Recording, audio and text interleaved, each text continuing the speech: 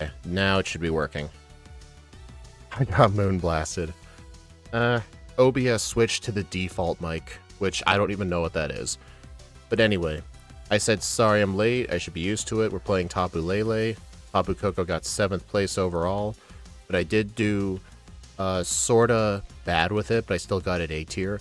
It wasn't able to beat Zekrom and Kyurem, but they weren't allowed to use Z-moves yet. We'll do that later.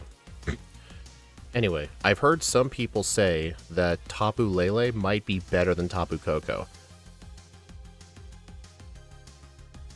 And let's see, based on our movesets, definitely seems so. Like, we actually get fairy coverage. Draining Kiss, Moonblast at 58. Granted, that is a little late, but better than only having Dazzling Gleam, because the TM for Dazzling Gleam is all the way in the Pawnee Canyon. Unfortunately, I do know where it is this time.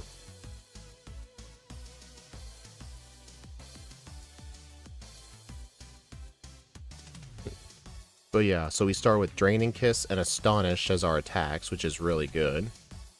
And then Psywave is garbage, Psybeam at 14, Psyshock at 32. Psyshock could have some uses, like for example, if we had it for the Salazzle it'd be great, but we're not going to be level 32 for Salazzle. And Nature's Madness, kind of a bad move unless you're using its Z Crystal. And Moonblast at 58 is definitely really good, but we'll have to teach Dazzling Gleam most likely for just a little bit. So our best fairy coverage is Draining Kiss. So honestly, we're going to have to rely on our Psychic coverage. But for any Dark types, we can just keep Draining Kiss, because it is still 50 base power. It's not that bad. And if we look at our TM set, we get Calm Mind. We get that at Sea Folk Village. We get Thunder... Psychic Shadow Ball, Thief, Focus Blast, Energy Ball, Charge Beam. We get Charge... You know what's surprising? Tapu Koko does not get Charge Beam. This thing does. That is so strange. So yeah, we'll be able to get access to a way to boost our special attack, which is going to be awesome. But yeah, N1 2015 in the chat right now actually made the notes for me, so thanks to him. I'm going to take a quick glance at them.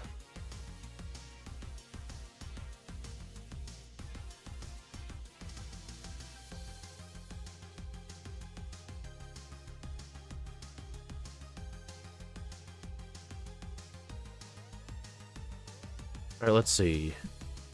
Will you be using Psychic Surge as our ability? Because this will put up Psychic Terrain.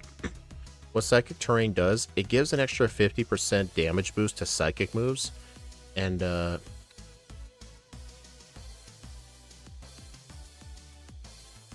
see.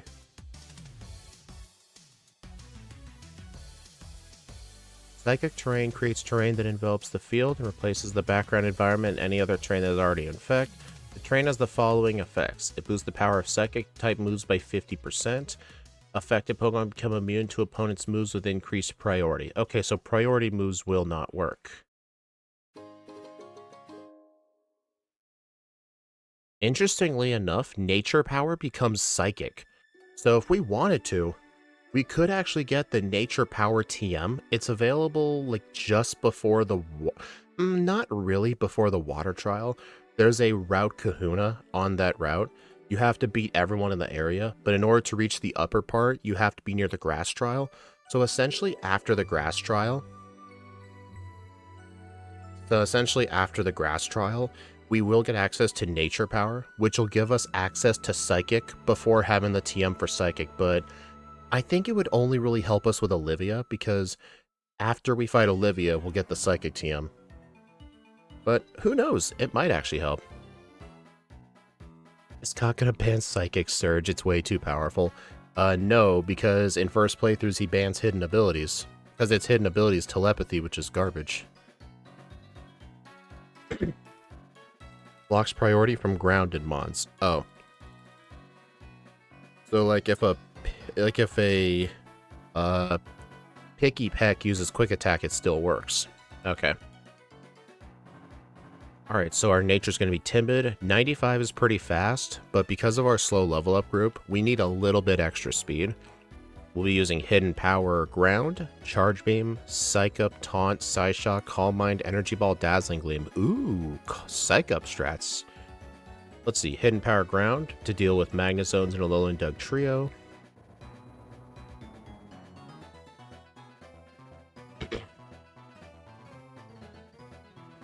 Alright, so by the end of the game, we need to be level 66, and we need around 50 or so defense, 136 special attack, 116 speed. Okay, so we don't need to do any EV training at all, which is going to be good. Let's see, Alolan Eradicate, Draining Kiss, Hala, LOL, that's what he said. Wishy-Washy, grab Charge Beam. And then Salazzle. We should outspeed this lizard at level 21, although we want to train here until level 24, both for levels against Lurantis and defense for Molayne and Mimikyu. Psybeam or HP Ground's a 2-hit KO. Lurantis. Psybeam is somehow capable of two-shotting Lurantis at 25, and we should be 26 here. Alright, Olivia. We definitely want a Cherry Berry to KO Nosepass with Thunder Wave. We also want 75 speed because of Lycanroc, which means 28, level 28 with 32 EVs.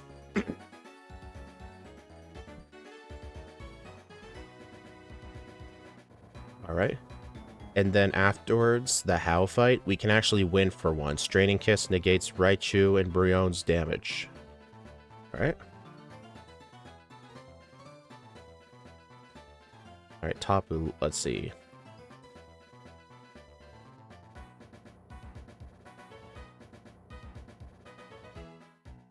Let's see.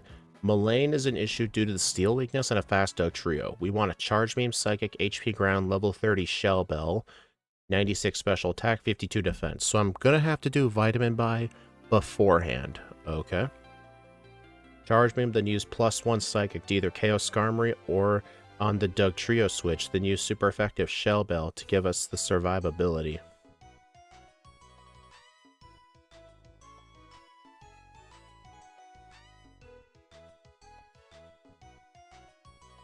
Yep. Alright. Guzma. Psychic Terrain ruins first impression, so we won't need Protect. Okay, Mimikyu. This will be the hardest fight in the game. Mimikyu can outspeed an OHKO without training, while we can't OHKO back. The solution? Psych Up. We do want to be level 35 minimum, with at least 56 defense CVs, with Twisted Spoon equipped. Also, little note, N1, the Twisted Spoon is very out of the way. On the previous island, you can purchase an odd incense for $2,000. So just a little tip. Let's see. Also, train on the trial for the 136 special attack EVs. We first use Psych Up against Mimikyu, reset if you see Shadow Claw, then spam Psychic to defeat Mimikyu and the Helper. That's actually pretty cool. Where's the Psych Up TM, actually? Let's see. Route 12. In Mali City in the Ultra Games.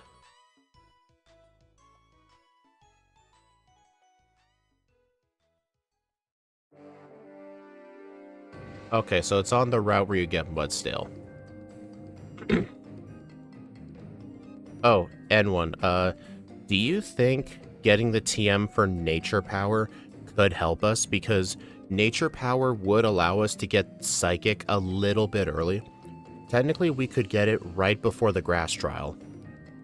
But the question is, like, getting Psychic, quote-unquote, Psychic early would only really help against the Lurantis fight and the Olivia fight. But honestly, I think with setup, I'm not sure we need it. It's definitely an interesting thing. I think some of the other Tapus could use it. Maybe.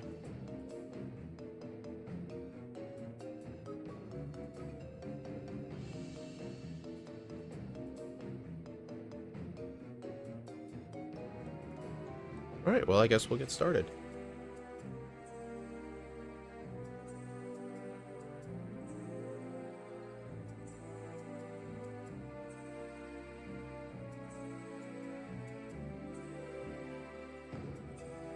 Yeah, maybe Bulu or Feeny could use it. Okay, let's do this. Alright, we don't need to play at nighttime or daytime. It doesn't matter. We don't need return or air balloon. Alright. Go.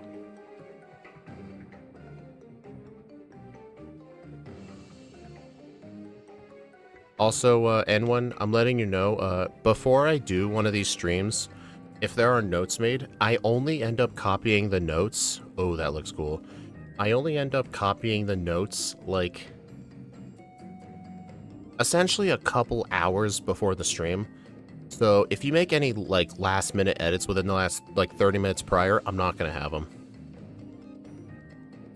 Bulu all over the game will get punched in the face by monkeys. Where do you get these jokes?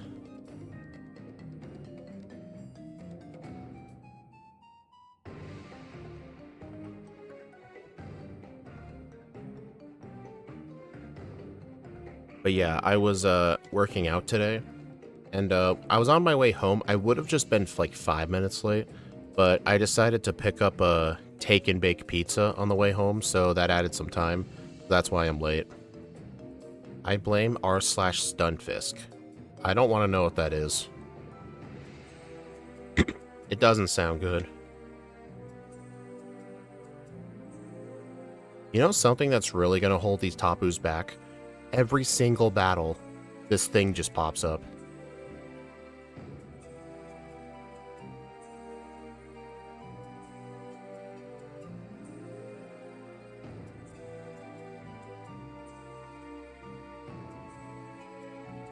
But dude, this Tapu would be so bad if we did not get Draining Kiss. Dude, like, imagine... imagine if we did not get Draining Kiss at level 1, and our only way to take out the Raticate was with, Astonish. This would easily be the worst Tapu. Oh, it's just a meme subreddit? Ah.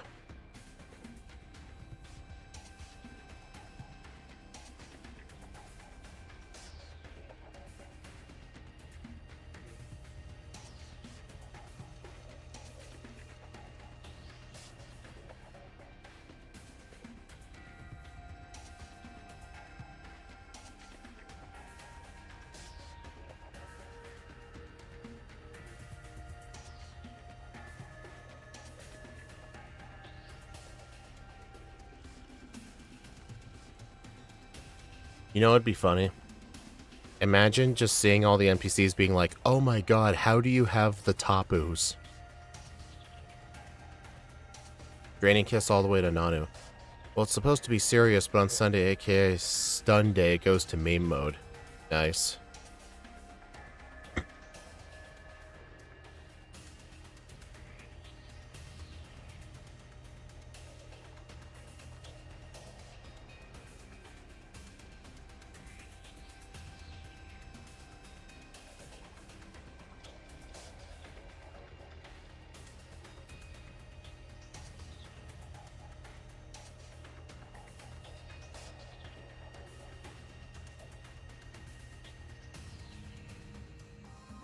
Today's either Friday or Saturday, though.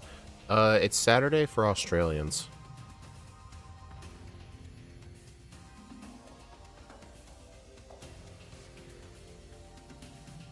A grass monkey's better than a Tapu. Yeah. Rillaboom is really good with its ability.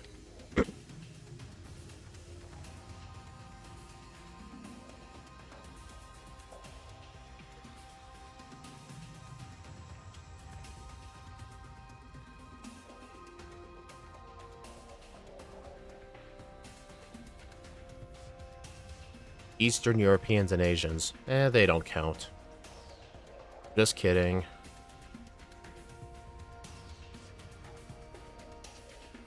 Oh my gosh, dude. Going back through this grass is annoying.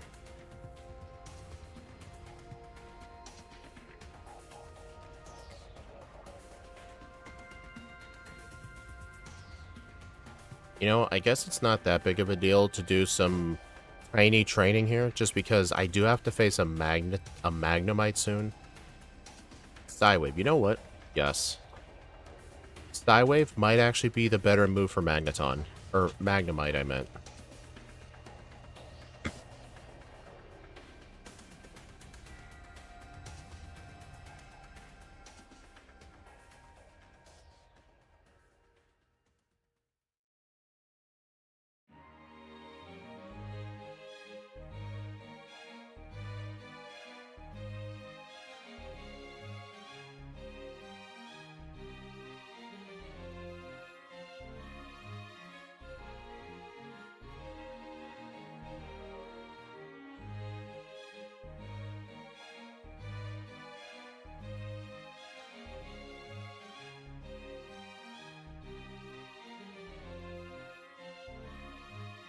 I don't think so. Confusion has 112 damage, and you have 130 special attack. I don't know. We'll see.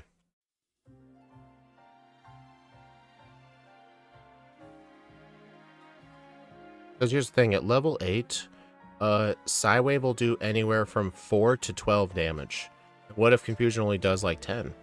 It can do more damage on the higher end.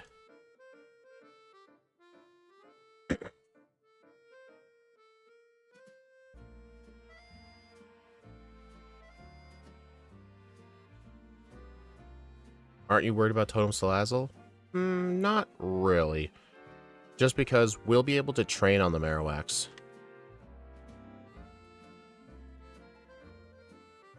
Okay, we'll compare damage. Let's see how much Confusion does.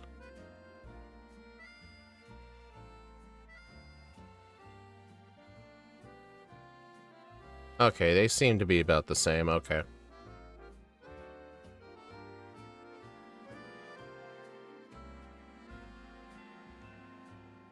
Tapu Bulu's gonna have a bad time. I think it will be the worst.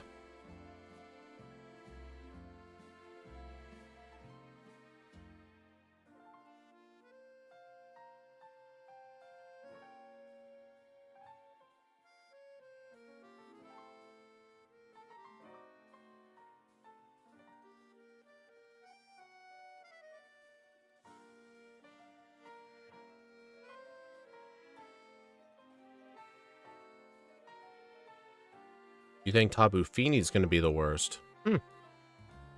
Definitely a battle for third place at this point. Yeah, I think Tapu Lele will end up being the best. The problem with Tapu Koko is it had no access to setup moves. It had to wait until Calm Mind.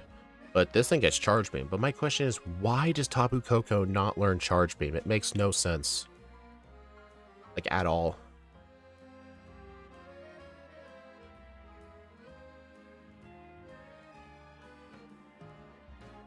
The best Tapu? My personal favorite is actually Tapu Fini.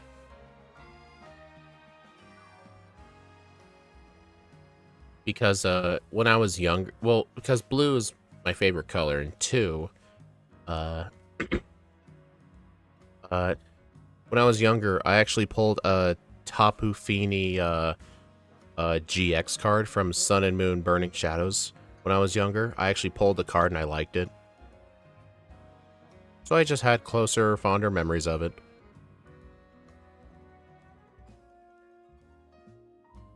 Well, Tapu Koko's problem was it was a balanced attacker.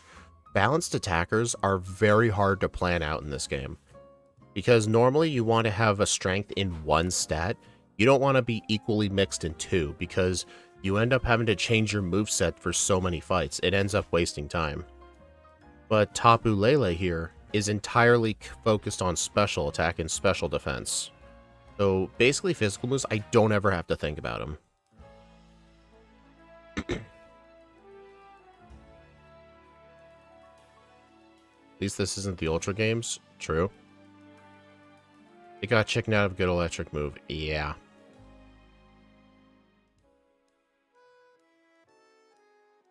I mean, we could learn Echoed Voice, but I think Confusion and Draining Kiss will do just fine.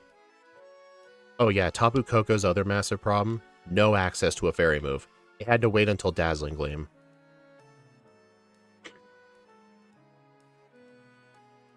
I've always liked Tapu Lele more because she's not only my favorite type, Psychic, but also saved me on Showdown so much and she's cute. I can definitely see that, yeah. I think we can agree most people do not like Tapu Bulu.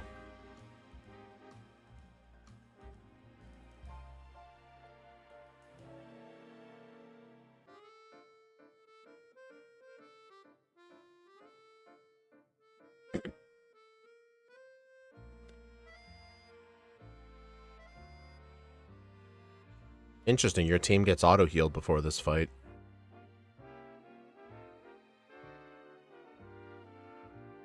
Okay, yeah, Draining Kiss does more than Confusion. Okay.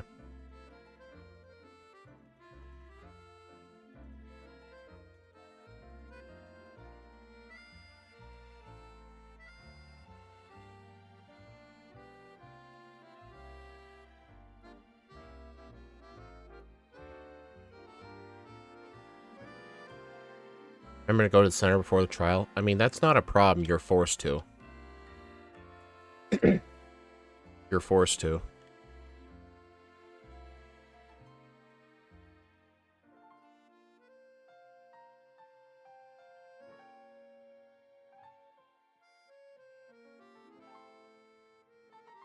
I mean, I'm not familiar with Bulu's level up set. We'll look at it later. Oh, you meant due to the PP. I mean, that's not really a problem. My team got auto-healed before I fought the Team Skullgrunts. I have a Pokélink up on the side with my HP bar. I don't have it showing on the overlay, but that's how I can tell when I get auto-healed.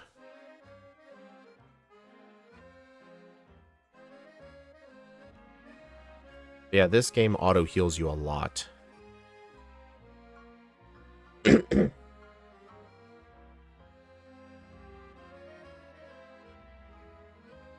I was wondering why it was Moon that I remembered they're a Dark type. Yeah, but the reason I play Moon is because it was the version I played as a kid, so it was the reason I decided to do all my runs in Pokemon Moon. Fun fact though, playing in Pokemon Sun would actually kind of provide an advantage to physical attackers and Psychic types. Psychic types get walled so hard in Sun and Moon, or in Moon specifically, because of the Eradicate. But if I was playing in Sun, like, an entire half hour could be shaved off the time. But I don't really like to switch between games when I do solo run challenges, because otherwise it kind of messes up results on the leaderboard in the tier list. So I just stick to the same game, and the game I choose is Moon.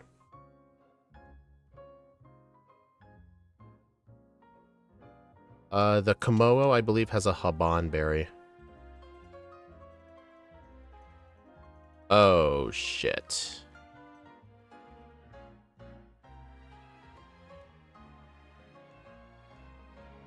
I seriously used up that many Draining Kisses.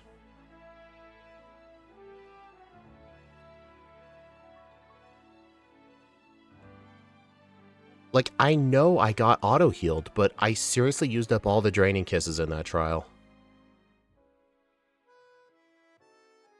Oh well, it doesn't take that long to get back. Whatever. What do you use to play? I tried using Lime 3DS, but it's the king of crashing. I'm actually playing on BizHawk version 2.10.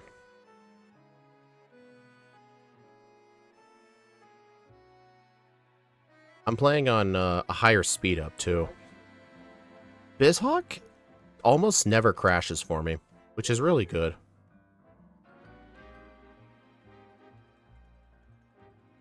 Jumped after kissing too many rats. Oh, actually, wait. No, Tapu Koko did get a setup move. It had access to Workup.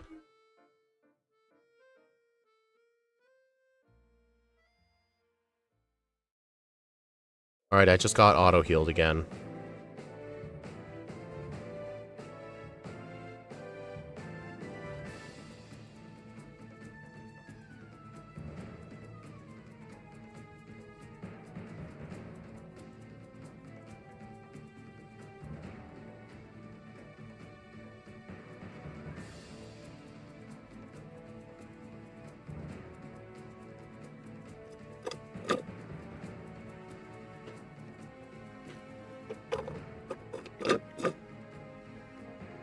Name 5 souls who are using Workup. You'd be surprised how many Pokemon can learn Workup. It's mainly normal types that like to learn it.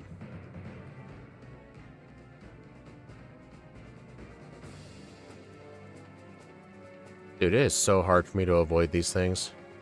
We want a cherry and a pecha berry if possible. Oh, let me go back to that previous tree.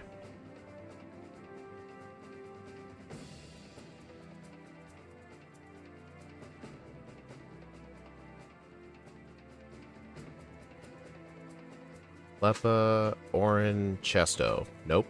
I mean, that Chesto berry could be useful for rest.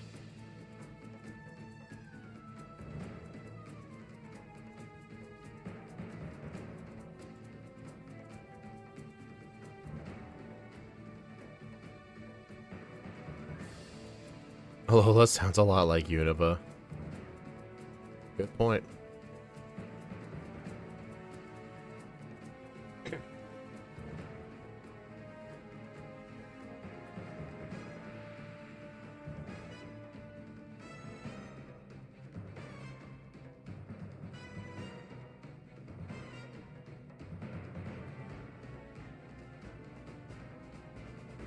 You know what's funny? It's hard to believe that Hao actually got his Pichu to evolve that quickly. Because you need around 220 friendship to evolve Pichu into Pikachu, and that thing's level 14. He must have really given it a lot of berries. Resto Chesto, I haven't seen that since Gen 3. It's still a classic strategy. Like, you can't beat the classics.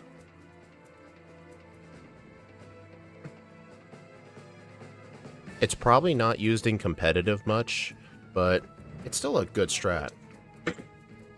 Alright, I'm gonna put Psybeam in slot 1. Alright, what's this? Super Potion. Alright, here. Pecha, Chesto. Alright, Pecha Berries, not bad. But yeah, Hala here is gonna be an absolute joke. It's more of a solo run strategy. Oh yeah, it's really good as a solo run strat.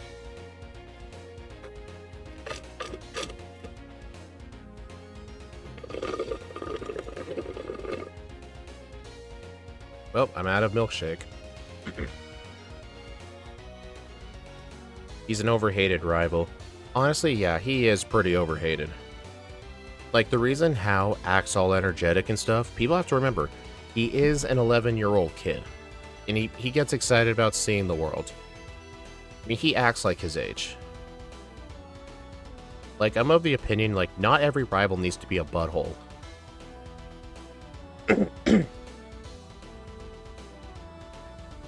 The milk couldn't shake the bottle.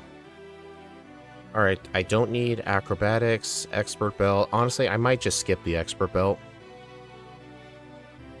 That's kind of out of the way. And there's another Twitch bot. See, I'm gonna put you there. And I'm gonna ban this person on Twitch. There we go.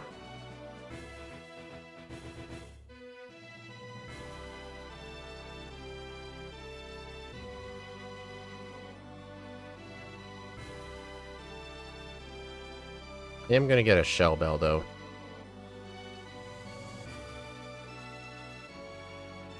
Resto is a mid-strat, though.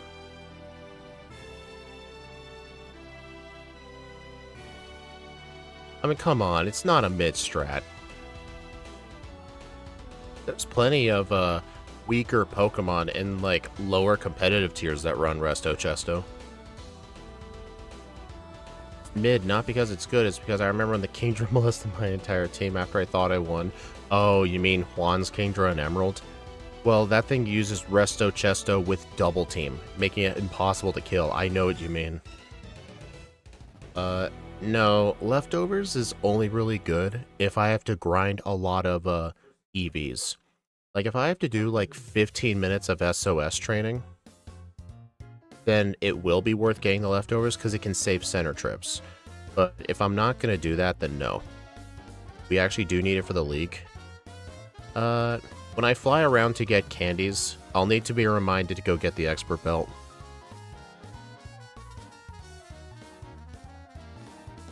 I mean, you gotta give credit to Hop, though, for being the first rival to actually own a legendary.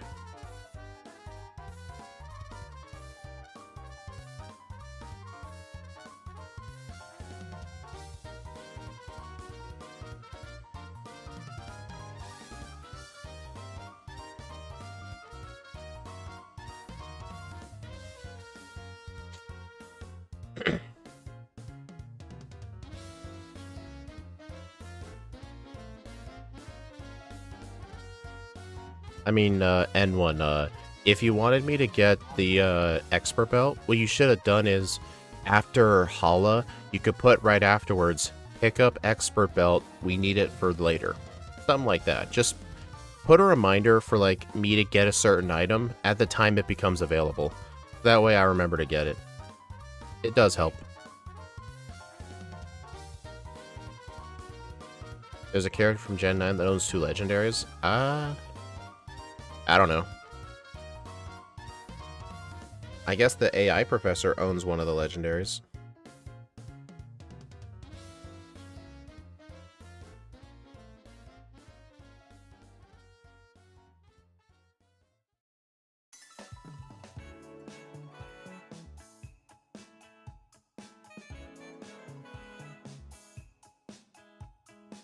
Alright, coming up, we will get access to Hidden Power Ground. It'll first... I don't know where it'll be useful for the moment.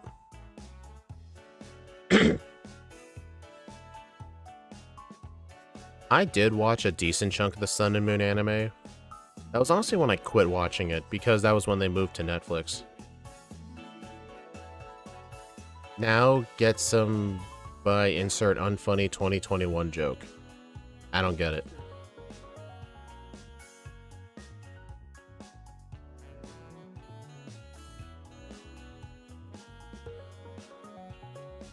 Oh, I think I get it.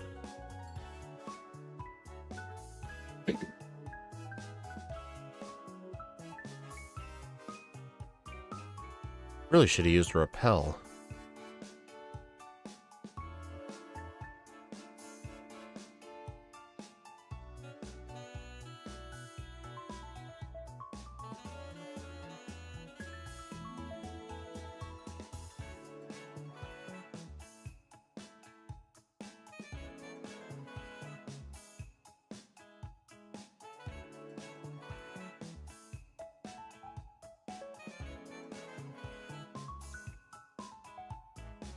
That was a popular... Yeah, that's what I thought.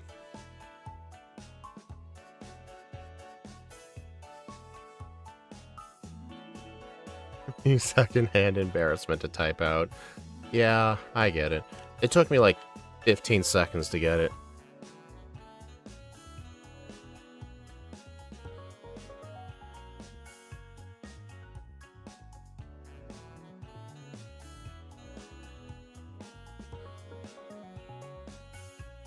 Alright, charge beam. Yeah, I did not think he could look down there. Zubat in the fast speed looks hilarious. Kinda does, yeah.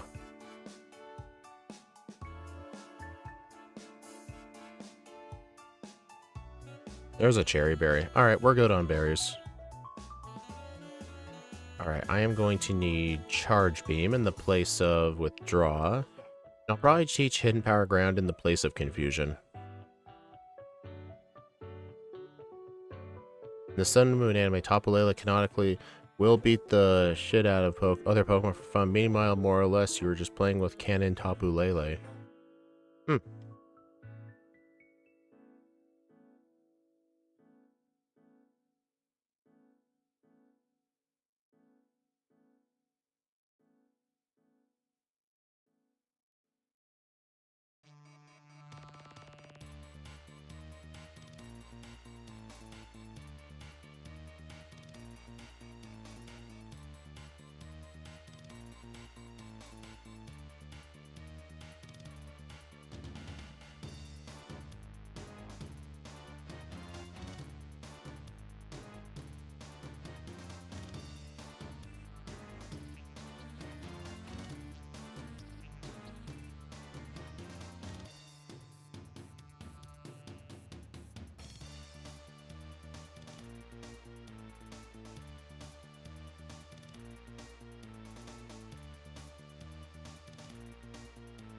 I saw that. I actually thought it was a meme.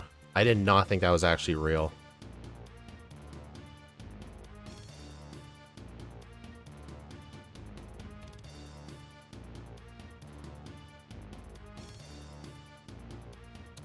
Wow. Dude, it is embarrassing losing to Wishy-Washy.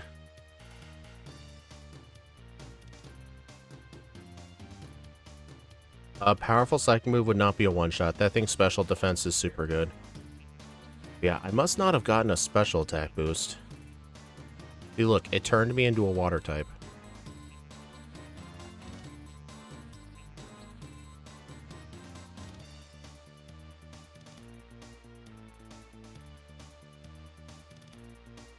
Sweet scent, gross. Charge beam is in the area. I already got it.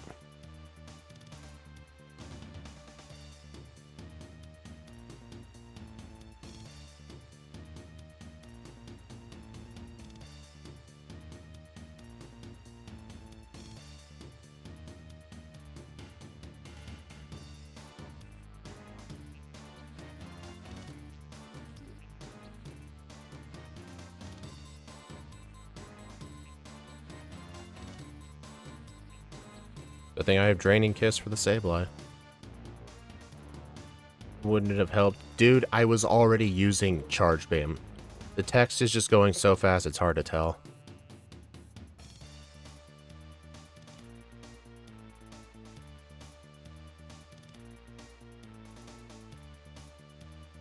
By Hidden Power Ground, it's going to be useful for Alolan Muck and for Magnezone. It's going to be helpful for some Steel types too. Because Mullane coming up is going to be bad. We actually struggled against Mullane with Tapu Koko.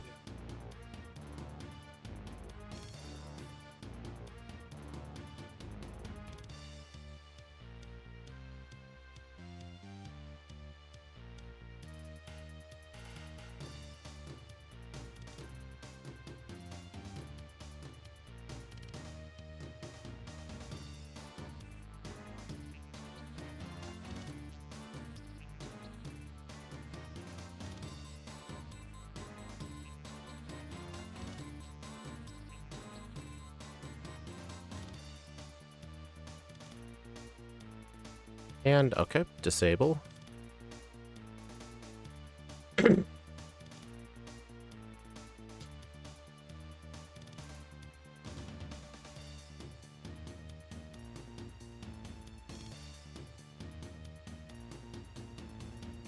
Battle Ball and Greninja be good? I'm not sure. If I had to take a guess, like the amount of time it would take to constantly transform each time, I'm not sure how useful that would be.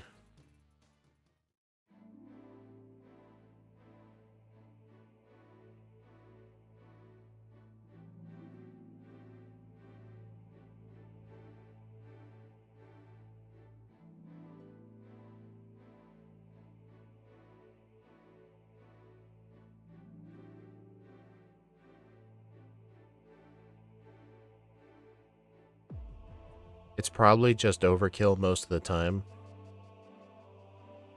I think so, yeah. Also, hey, Shadow.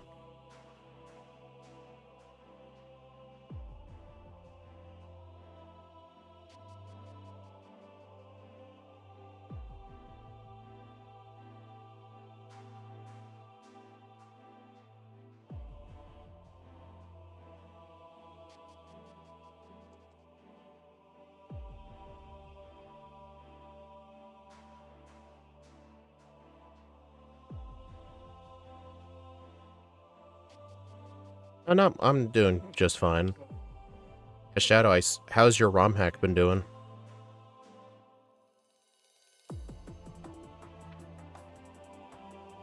Hold on. I better go enter the Battle Royale Center. This is going to be just in case I black out. Because I plan to do some training on the Marowaks. Yes, Dominic, I got the HP up for money.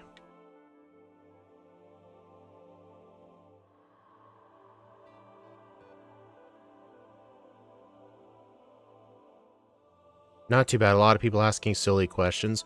Well, here's the thing. When you make a guide for people on how to play the ROM hack, when you make instructions for it, you always gotta assume people are extremely stupid. You gotta make it so a third grader can understand it. That's what Steve was telling me when I tried to make a tutorial for something one time. It was during when I was doing my yellow randomizer race a few years back. He said I needed to write the instructions and make the setup process like someone's a 3-year-old. Because you gotta assume people don't know anything. It's Pokemon Vanta Black. You know, Shadow, if I decided to play your ROM hack now and a new patch came out, would I be able to repatch the ROM and still keep the save file, like nothing gets corrupted? Even if you do, it's a coin toss. Good point. People won't even read it. Yeah, it's a DS ROM hack, yeah. You should have Shell Bell? I should, yeah.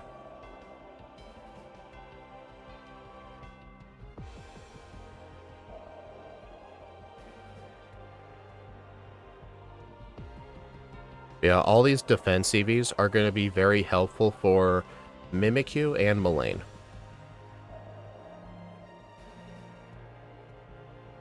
Well, I did tell Shadow I actually do want to play as ROM hack on stream. Because it looks really good.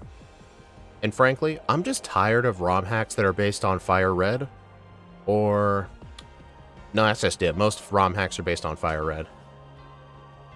Yes, you'd be fine. I would say just don't use the level caps patch.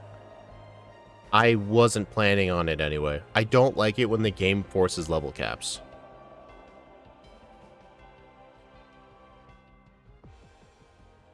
What DS emulator do I need? Pretty much any DS emulator. The most popular one is Des Mume.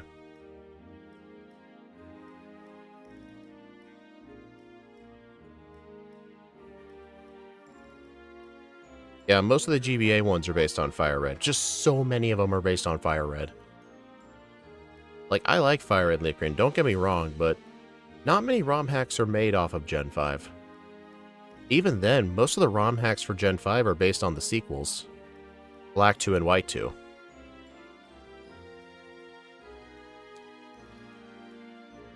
I would probably play it on Bizhawk.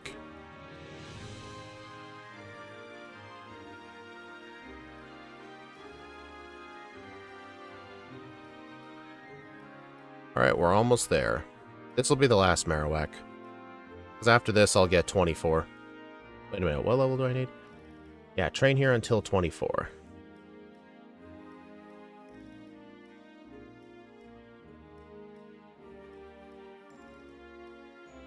Okay, fight the hiker. Well, they said mobile, so Melon DS would work.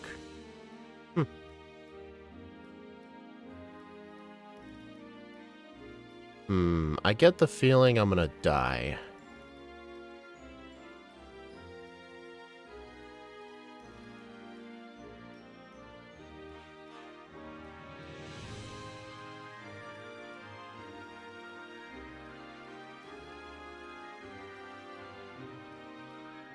Oh, dude, it changed the auto-targeting.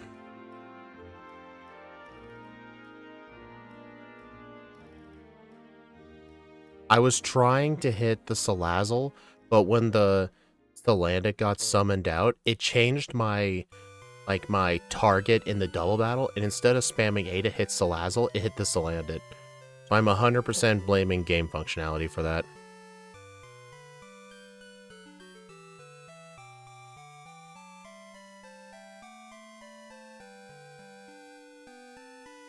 I mean, Shadow, are there any, like, game-breaking glitches I should know about?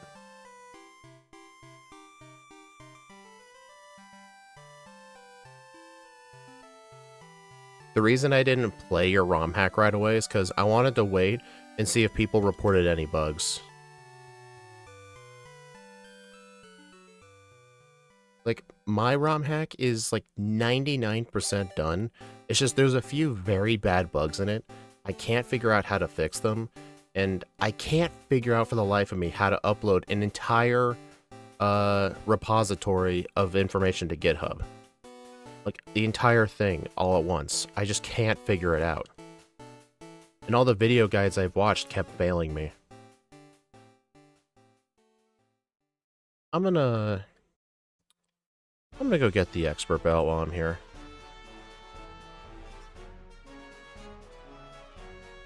Dude, I remember people complained about using the bike on Route 5 causing the game to crash. Like, I don't know how that even happens.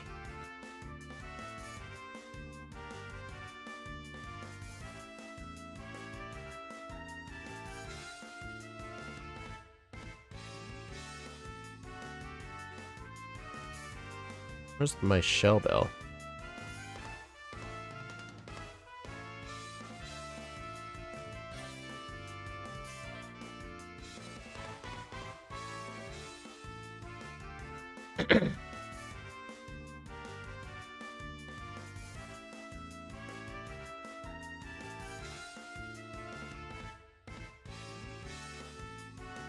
I think the starter choices are the same: Snivy, Tepig, and Oshawott. Question, Shadow. Are regional variants of Unova Pokemon available? Like Hisuian Samurott, or... Are there any other regional forms of Unova Pokemon? I'm trying to think.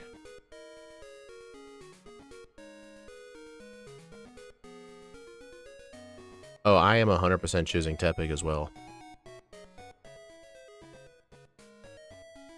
Release it now and fix the bugs later. No, the bugs are so bad, the game is unplayable. Legitimately unplayable. There's a weird bug where when you beat the champion, Professor Oak doesn't show up and the game soft locks. Like, it's that bad.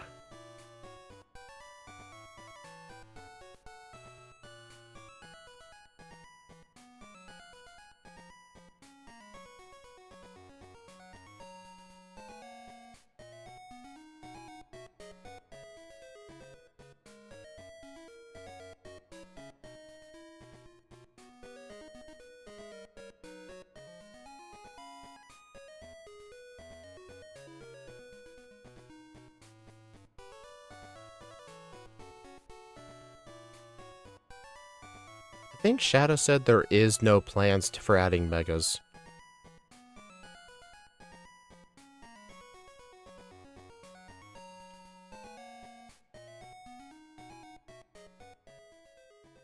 But yeah, if I can just figure out how to upload the entire repository to GitHub, I can just share it with Scott and ask him to fix it. Literally one of the biggest bugs right now is the boulders in the Seafoam Islands aren't working. I think I moved some of the event flags out of order, and now the boulders don't fall down the holes properly.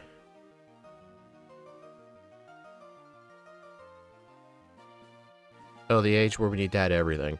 I'm actually of the opinion that ROM hacks where their main feature is adding like all 1,000 Pokemon in like every gimmick at once or like every region, I'm of the opinion those are the most unoriginal ROM hacks. Like, if you're trying to rely on putting so much stuff in there to make it good, it kind of gives you like less... It's better to like narrow your focus on a smaller game rather than spreading it so thin on a massive game. Because you can't have a game that massive, like, you can't have it like to the point where you can pay attention to the little things. Because there are no little things. All the little things just get ignored. Like, why do you think most open world games feel empty? It's kind of a similar reason.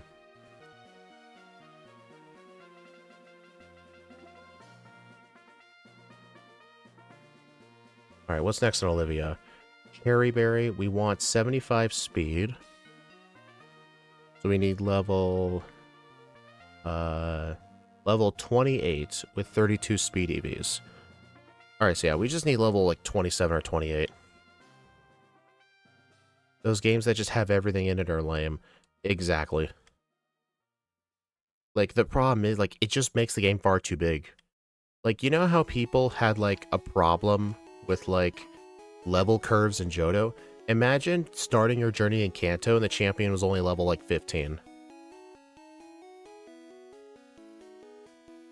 Yeah, you gotta have your own identity, not just completely merge everything.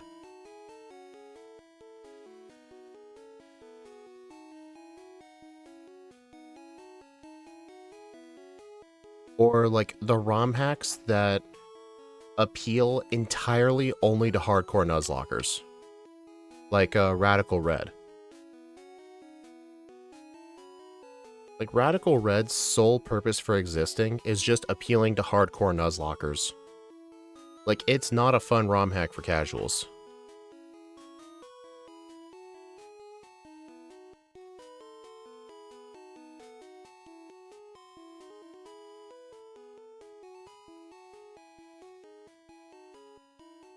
I mean, I did like Crystal Clear a lot.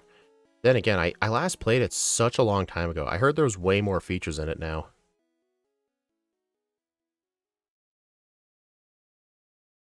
But honestly, the game is kind of like a bit too open to me, because at least from the updates I've played, there's still like no story. It's just everything is so spread out, and you might encounter something, but there's no like overall story to the game.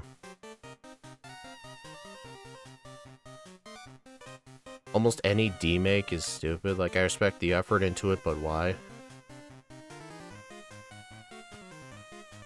Like fitting Sun and Moon on a Game Boy game.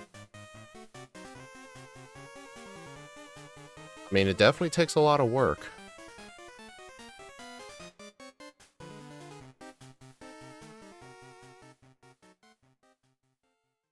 Oh.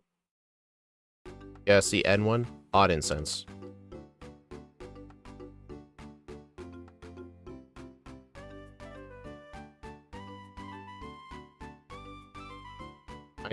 I still need levels.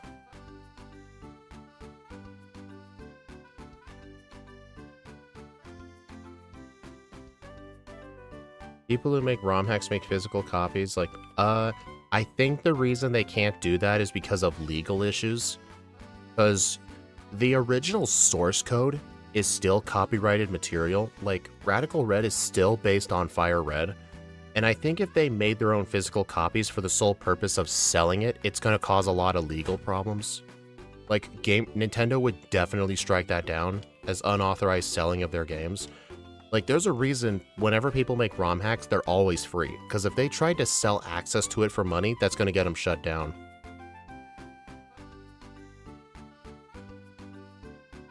Couldn't you have fought those trainers too? I could have. I think the golfers give okay experience, but I only need like half a level from here.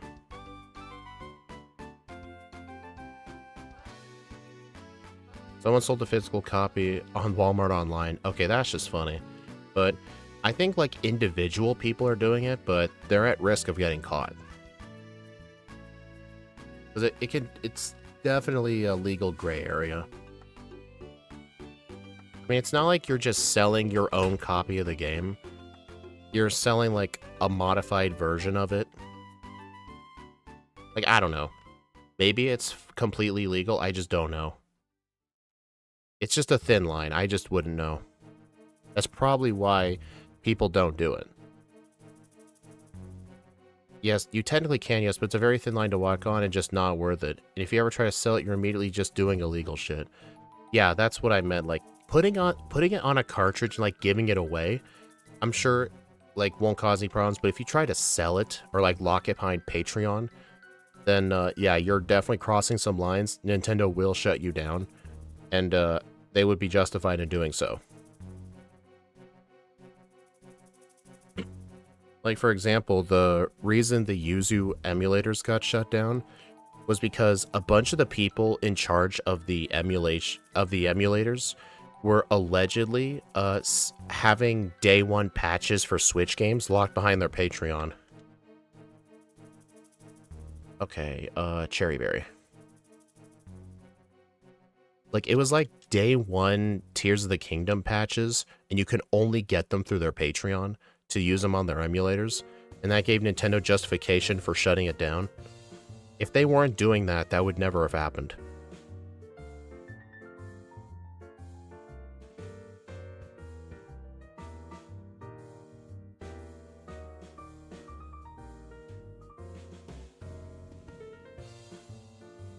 Ow.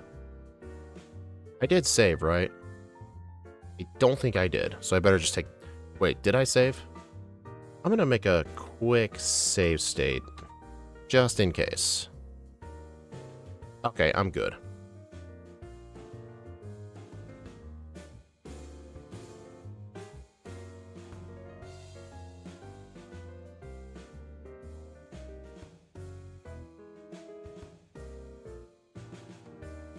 I didn't get the special. I need the special attack increase. Yuzu does not need to make money. Okay? Usually the loophole people would do is like, they'll be like, yeah, it's a free service, but we do have a PayPal if you want to show support. That's the wrong move. But you don't, the thing that got them shut down was they locked specific like patches to their Patreon. Essentially, they were selling access to pirated games. That's what they were doing. Dude. Dude, is that just... Dude, that still wasn't enough.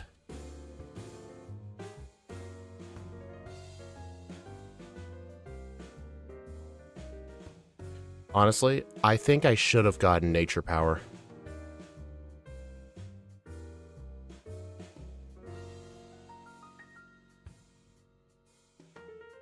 Oh my god, you fuck. Honestly, yeah, I should have gotten Nature Power. Nature Power on Psychic Terrain becomes the move Psychic. That would have one-shotted. Special attack Rose. Special attack Rose. Okay, I'm just gonna have to deal with the paralysis. I forgot to tell you that you need to just charge me on Bulldor. I blame you for that.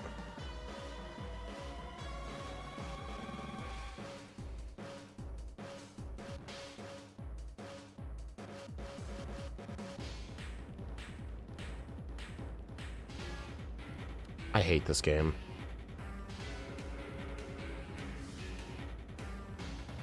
There we go. But yeah, I still think I should have gotten Nature Power. Would have had to fight optional trainers, including a... Actually, no.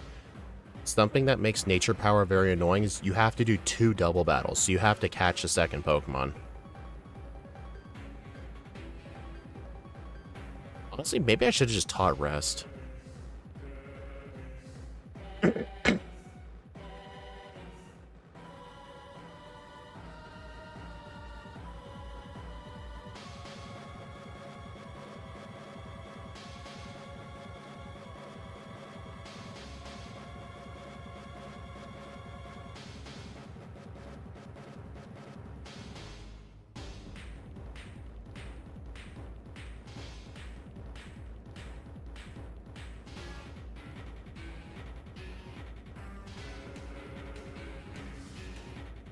Yep, Dennis song. But yeah, 51 minutes at Olivia is actually very good. I think in order to be on pace for S tier, it needs to be sub 50. So I think this thing can definitely get high A tier. Maybe low S if we're lucky. To get S tier, I have to be under 2 hours and 20 minutes.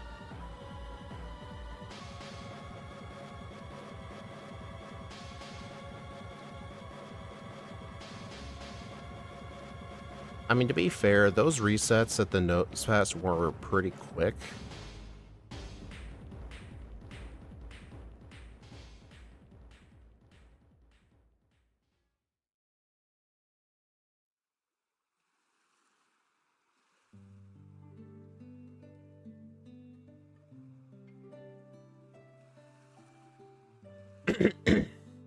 Whip Shell Bell? Oh, whoops.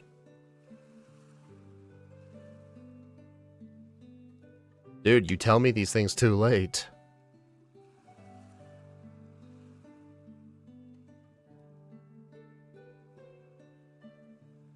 Shell Bell probably worth a little amount you get. No, disagree. It can still help. Alright, here's Psychic.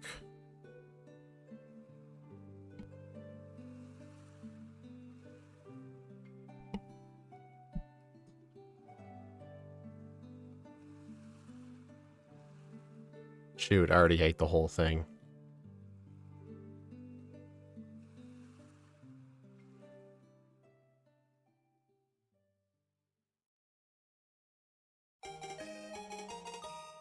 I mean, I don't see in the notes anything about equipping it.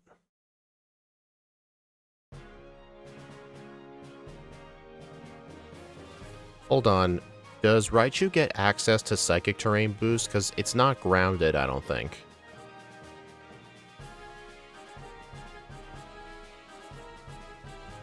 Dude, that Hidden Power Ground did nothing. Hold on. Question. Do ground moves get reduced in damage in terrain? Or is that just grassy terrain? Do I need anything here? No.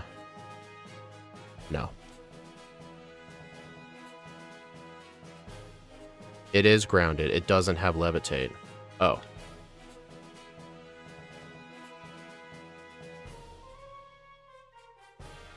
That's just grassy terrain. Oh, okay. I have the right hidden power. Yeah, it is hidden power ground. It just did that little damage. Alright, I'm gonna equip the Odd Incense.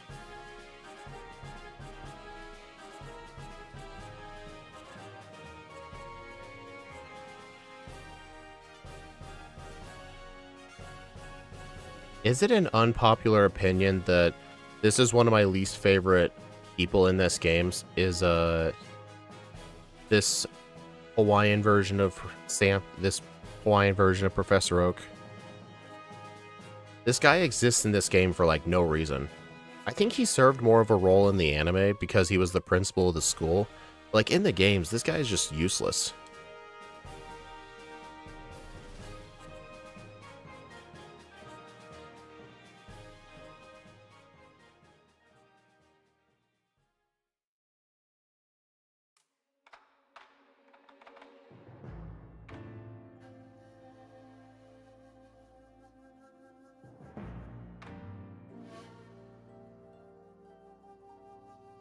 Unresisted psychic moves are pretty much always going to be stronger. True, yeah.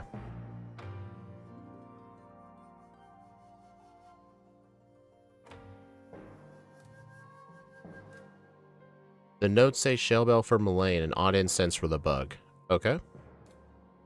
I'll just equip the Shell Bell now. If you're wondering why I have the Weather Rocks, they sell for 2,000 each.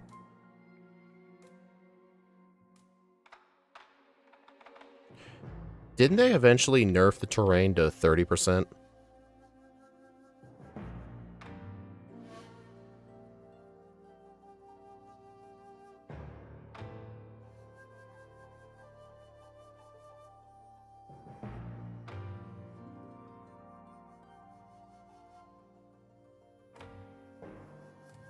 It was specifically because of the Tapus.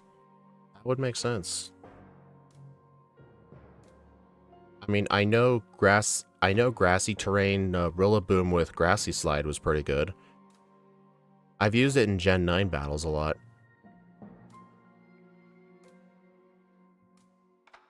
Yeah, that's essentially a whole nother stab bonus.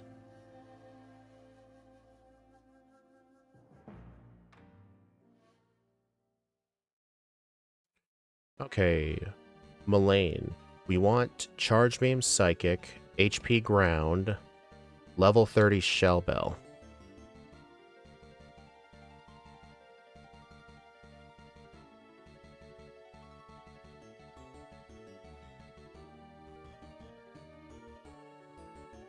How's the girl boss Tapu doing?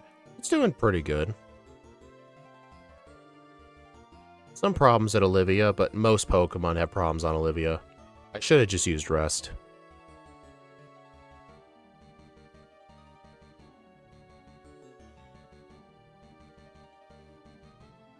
I'm just coming down here to get the rare candy.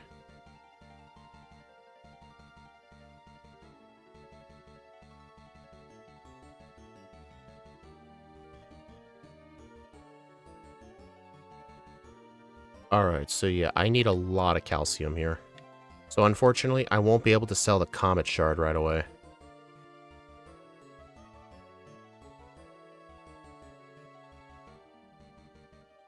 Aegislash?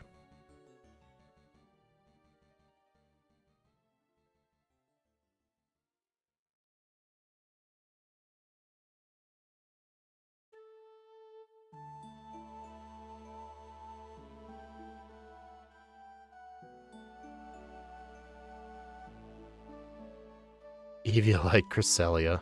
That's funny. Okay, technically I can do 9. Yeah, do 9. May as well just max it out right now.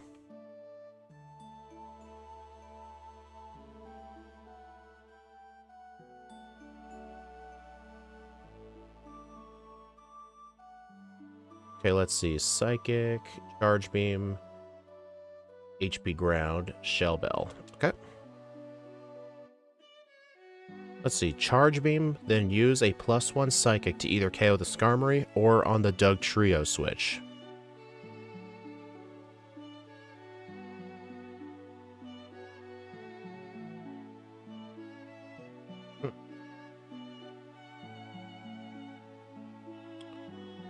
Oh my god, dude. I did not get a single special attack boost.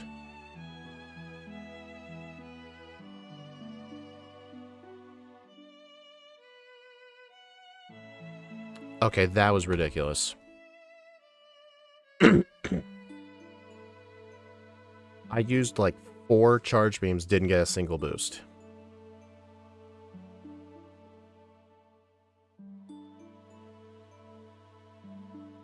There we go.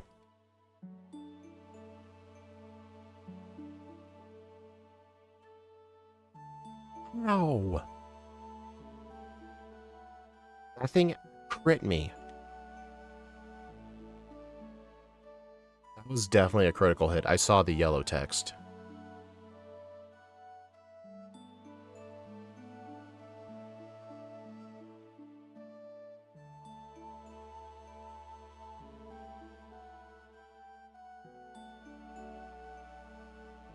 It used Mud Bomb now instead of Metal Claw. That thing's got Levitate. It's like, no Draining Kiss? Oh.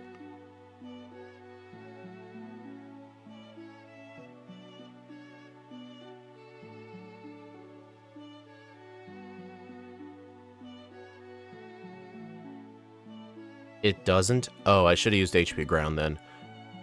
I just couldn't remember if it had Levitate or not. Alright, I can use this Comet Shard to go purchase some Carbos.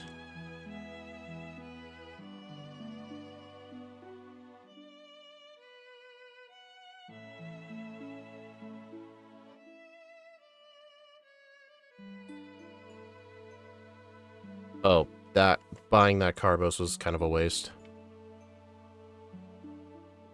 Or at least I got the EVs I sort of need. I still need a teensy-weensy bit more speed, but the teensy-weensy bit more speed can easily be gotten naturally. But I still need around 136 special attack. Oh. Odd answer.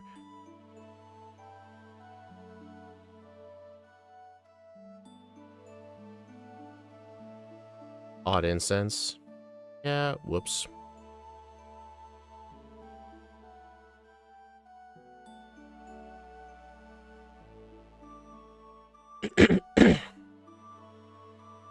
Let's see.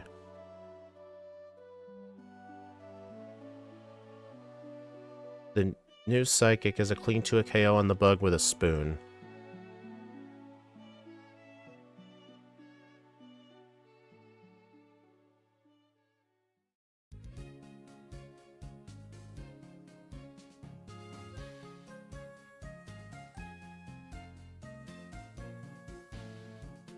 This looks like a range. Got it. Whoops. Oh well, I have the TM for Psychic. I can always reteach it.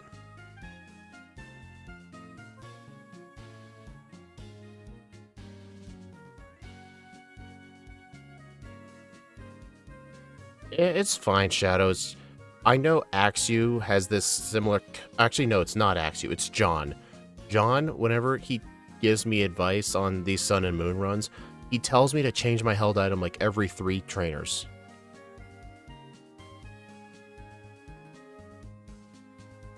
But yeah, I'm sure that was a range.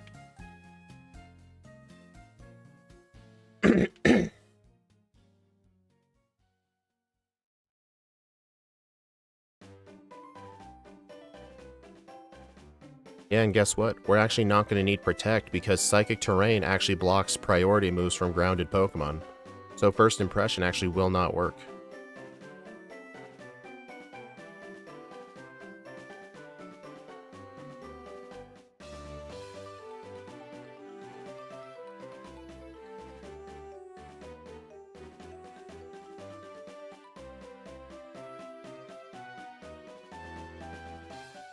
Oh, Shadow, in your ROM hack, did you at least keep Substitute in the game? Because I know you hate Substitute.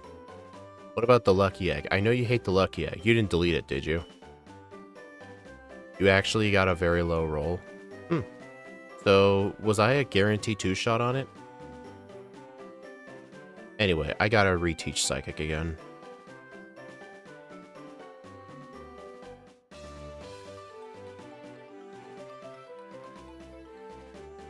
Anyway, on this next route right here is the TM for Psych Up.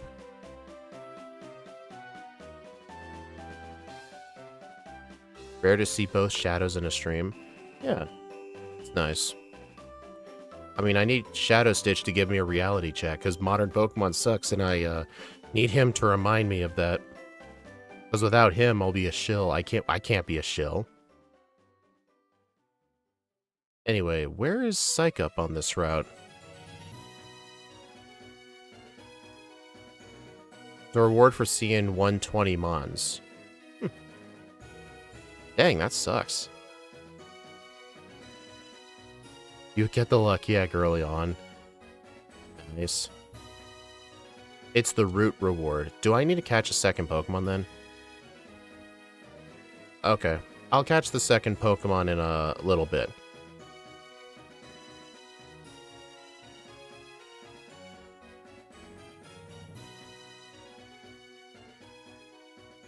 I'm going to use this PP up on Psychic.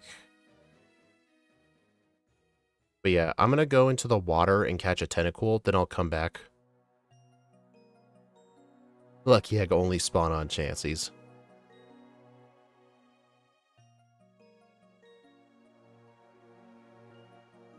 Oh, Shadow, do you plan to have every Pokemon catchable? Like, up to that point? Or is it just, like, the basic Unova Dex plus whatever is naturally in the DLC, or in the post-game?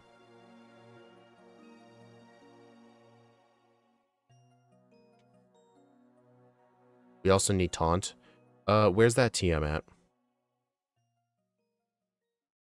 Unova only. So there's no, like, Pokemon from different regions in the post-game like in the normal game? Is it legitimately all Unova only?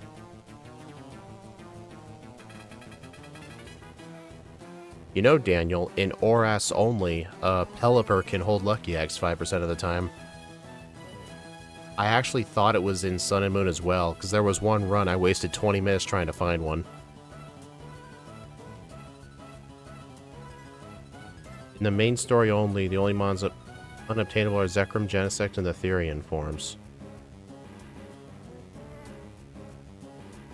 Does your game not have a post-game in it?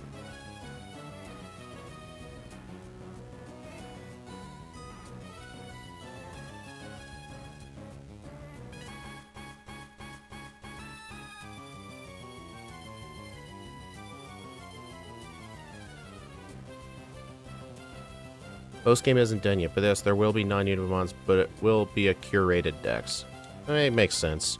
You don't want the region to be too overwhelming.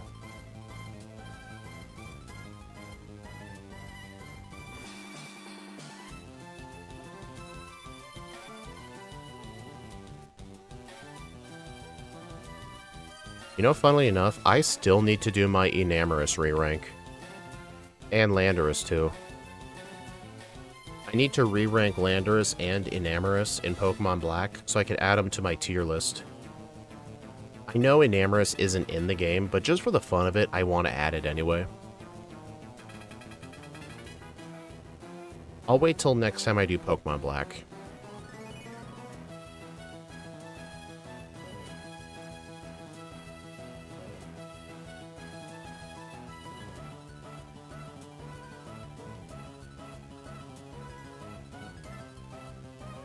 Alright, so yeah, I've got to fight all the trainers here to get Psych Up.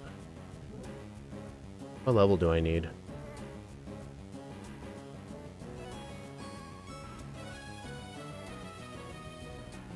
I'm just gonna make sure there's no trainers in the water. Alright, we're good.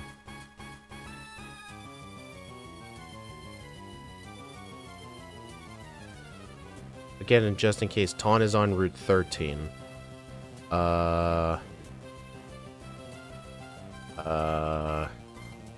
Is that the route where you get Sharpedo?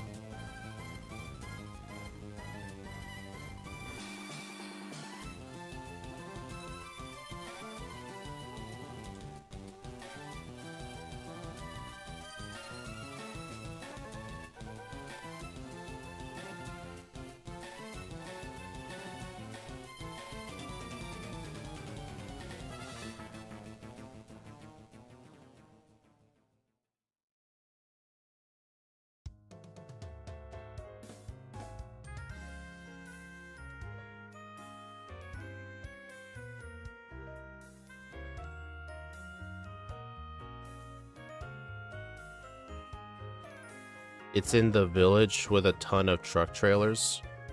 Oh, so that's Route 13?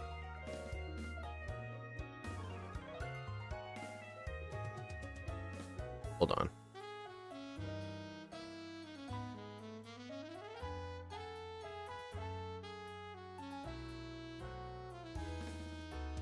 You know what, guys? I think Enamorus is my favorite Pokemon.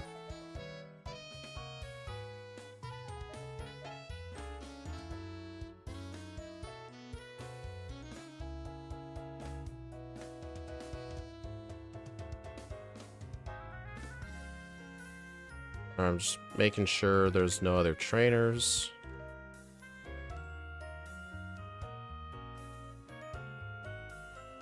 Alright.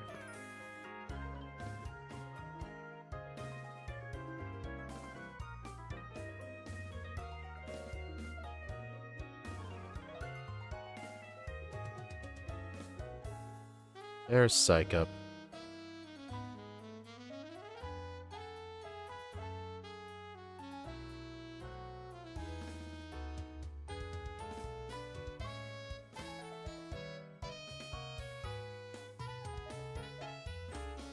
Guard Spec Man was here. So where's the TM for Taunt?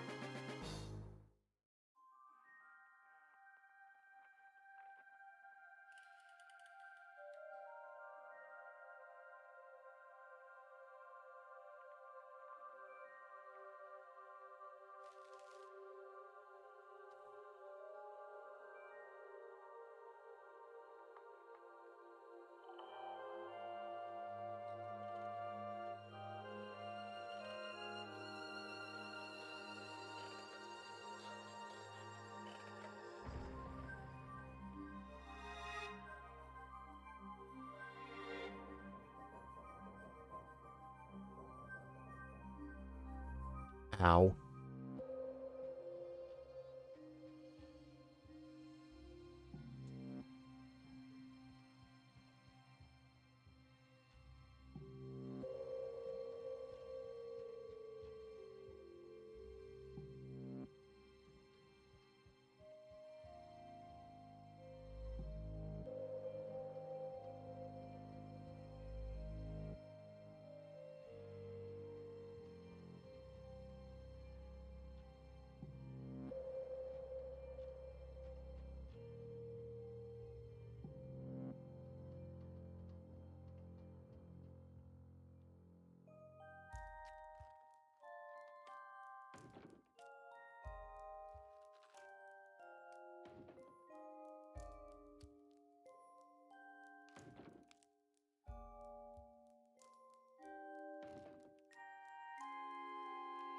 Okay, so here's what I'm going to do. I have 109 special attack EVs.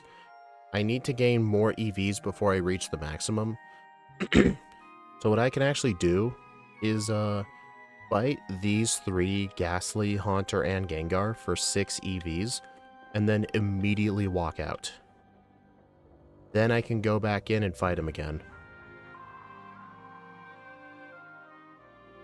Hey, N1, when you did the calculations with Mimikyu, did you assume I was at the 136 special attack? Or is the 136, like... Or is that, like, for the end game? I don't need it specifically for Mimikyu. Oh, fake Mons? Yeah, what's that one... What's that one thing called where all the Pokemon are, like, anime girls in costumes? What's that one called?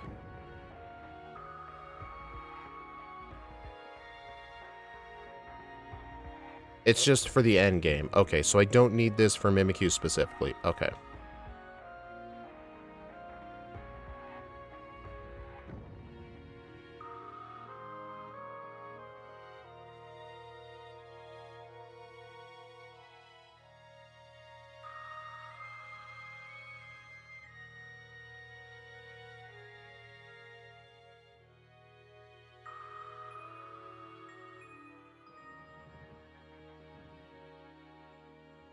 It was just in case you were underleveled for Mimikyu. Oh. Alright, so the plan for Mimikyu, I need to teach Psych Up.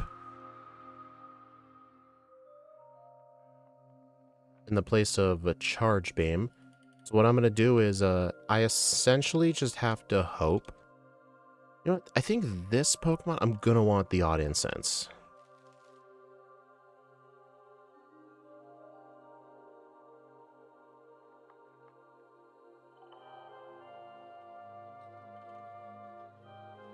I essentially need to have the Mimic turn 1. Let me just see how this works out. Yeah. I have to get the Mimic turn 1.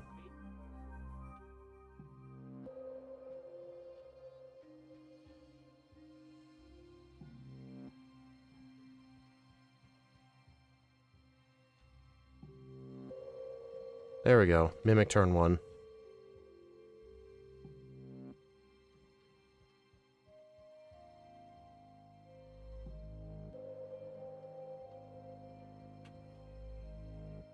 What? Oh my god, dude. The Haunter's Lick paralyzed me. Dude. Screw off.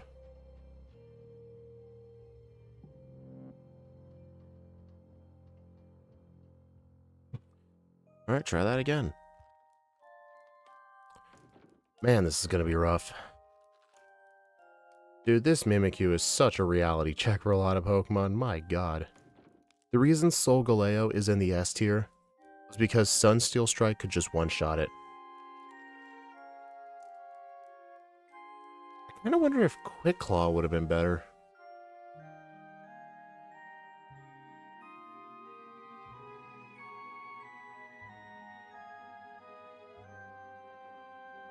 Dude. Come on.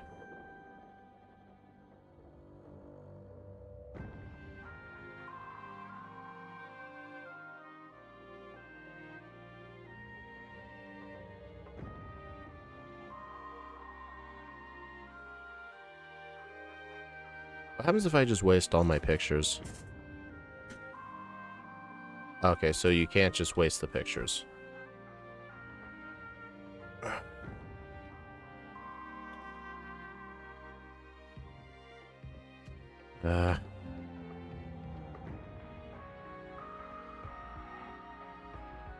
Y'all enjoying this? I sure am.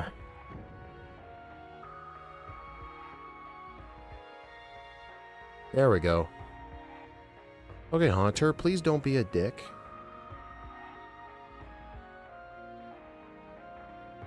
Hypnomiss, okay? Okay, now I'm asleep. Uh-oh. Wake up, wake up, wake up, wake up. That was the maximum number of turns, but thankfully, either that Haunter doesn't have Shadow Claw, or I was just lucky and it used Lick 3 times in a row. Man, the only way for me to have defeated this thing was to copy its Omni Boost. Oh man, that was rough. I could have actually done it on the second try, but it's just so dumb that that Haunter paralyzed me with Lick.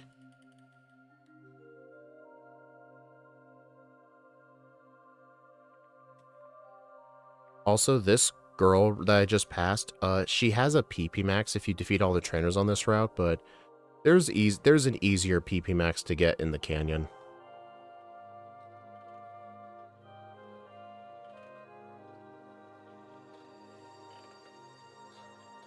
Man, Plumera is always difficult. Alright, let's see.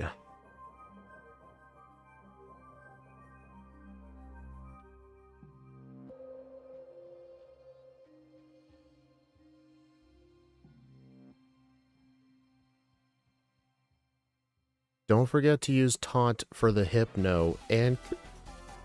Excuse me, and Kukui. Wait, Kukui?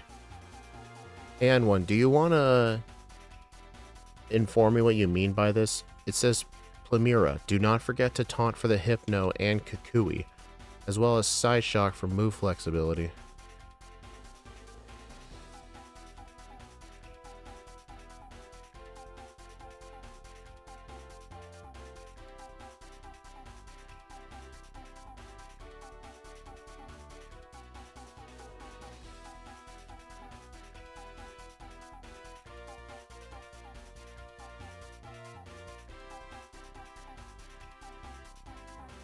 What level do I need for Nanu?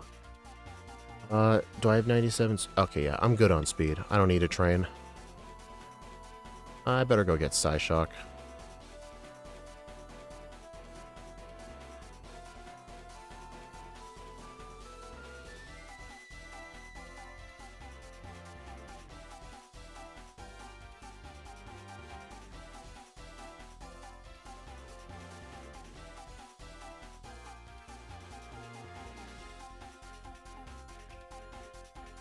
Is the Primera gonna kill Lele today? Hope not.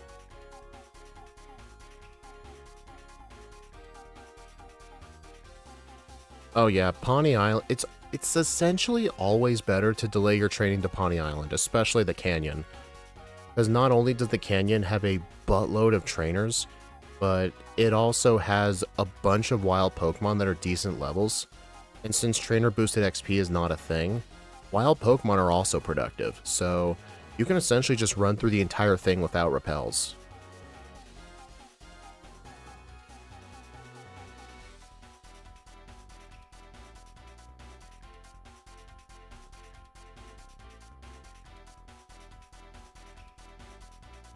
Alright, I need to deposit my Pokemon.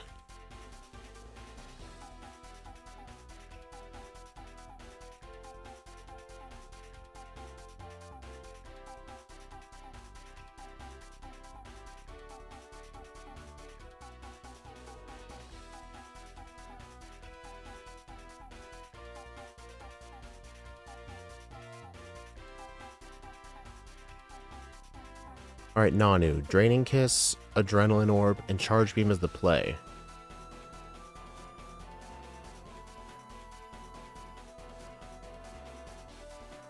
Aether Foundation, Taunt followed by Twisted Spoon Psyshock will defeat Faba.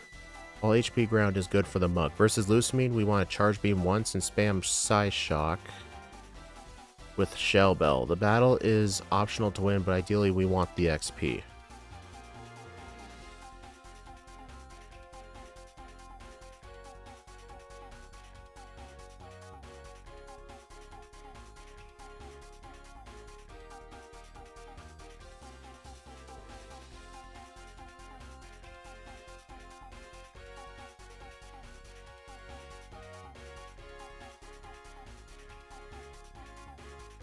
Tickle. Gross.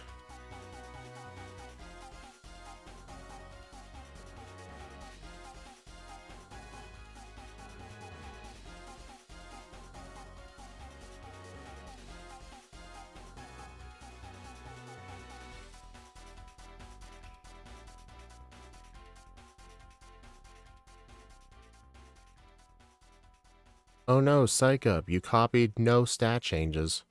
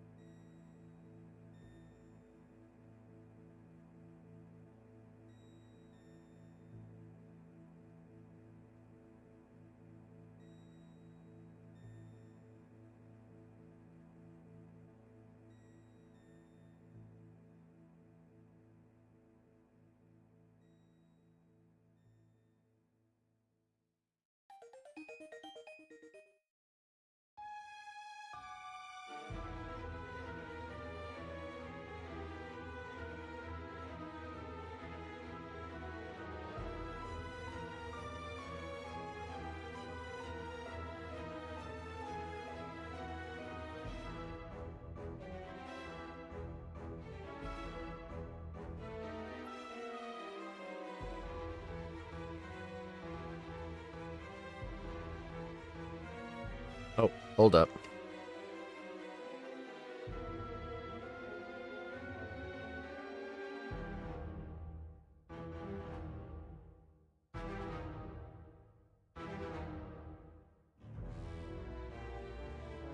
Let's see. Oops. Alright, so yeah, just get an adrenaline orb. Make sure I have Charge Beam on the set too.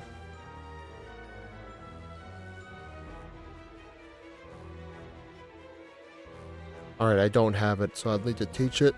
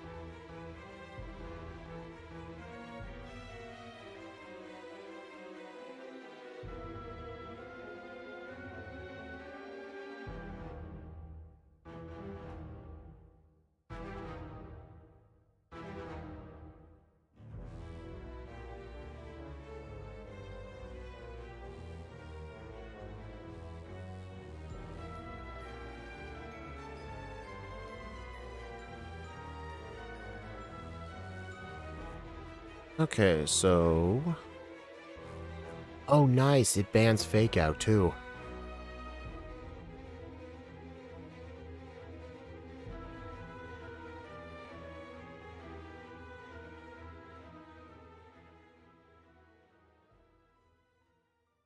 There we go. I beat Nanu at full HP.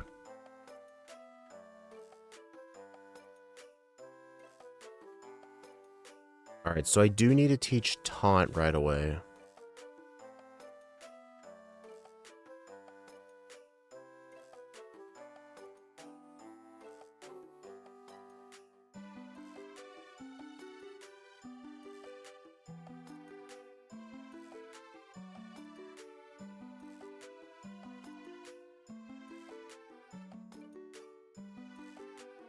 And then my item will be Shell Bell.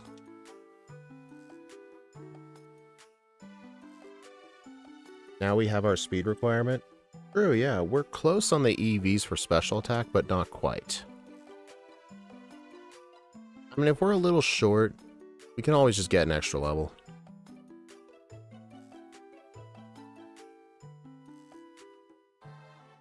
I think it was an 136 special attack we needed. Hopefully we get it while we're here.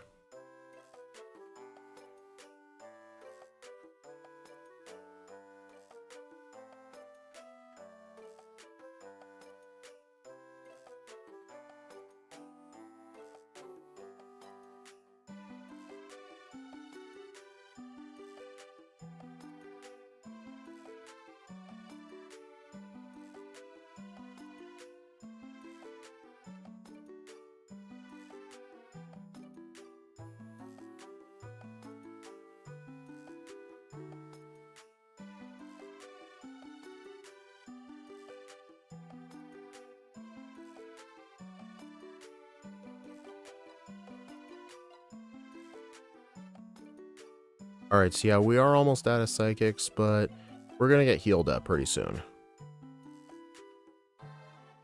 Or you know what? I do need to teach Psyshock for a little bit, so I'm just gonna teach this now.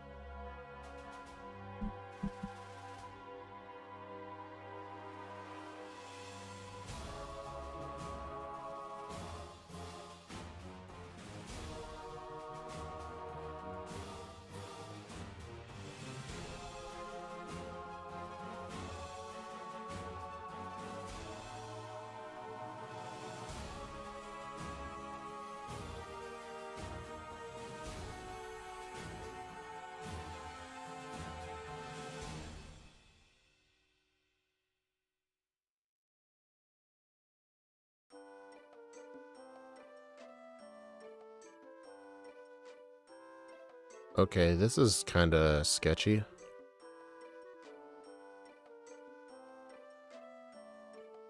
Oh no, it copied psychic terrain. Whatever shall I do?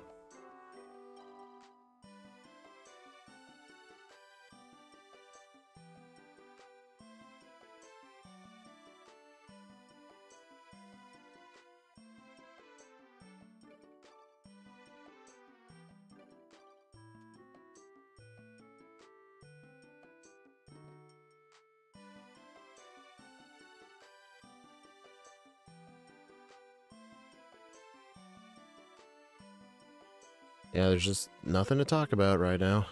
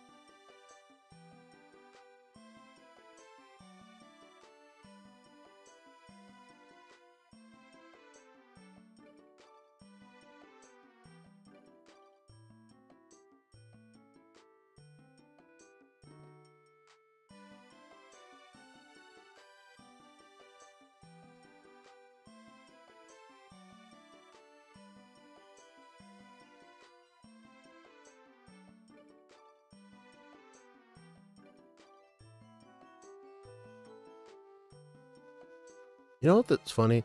This tag team kind of reminds me of Dalton from Platinum.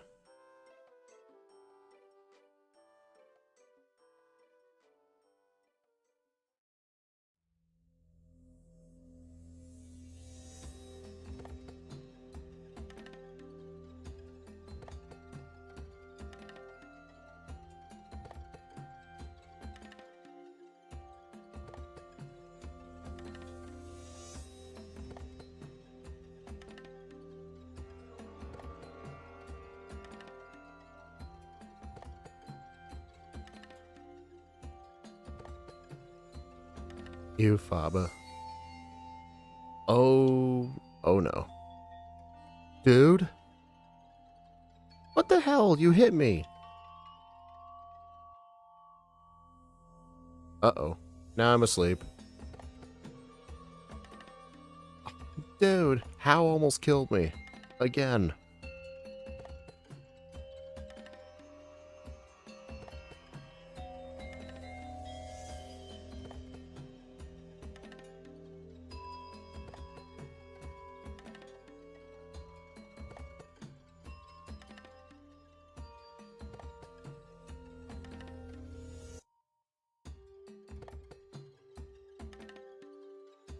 You know, one of the funny things about how always having Poplio, because I replaced the grass starter, there's always a chance of that happening.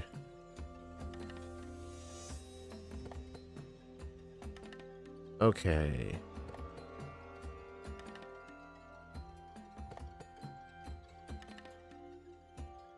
Alright, I am gonna want Charge Beam, though, coming up. I mean, we won't need it now. How did that live?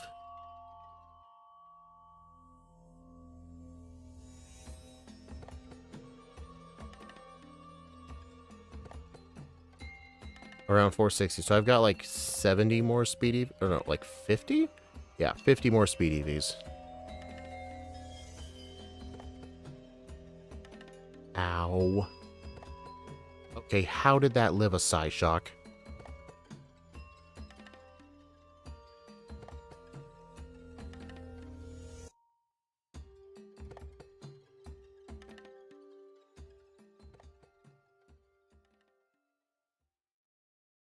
Oh wait, I still need Psyshock for Clefable.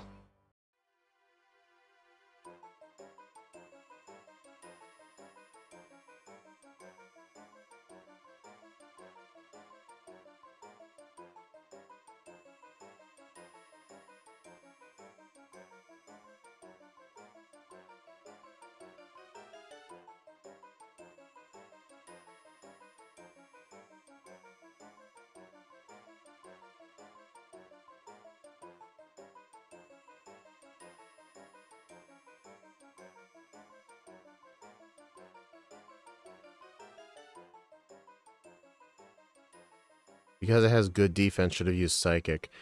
Yeah, I just couldn't remember in the moment what Pinsir was better at.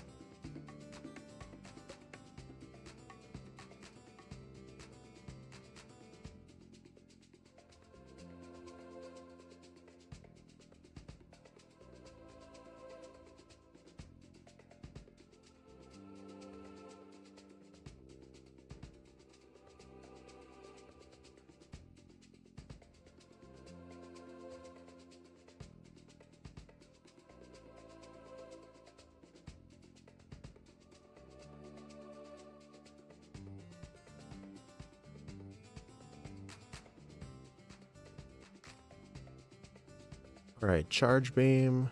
Missed. Dude, it gave me a special attack drop. Screw off.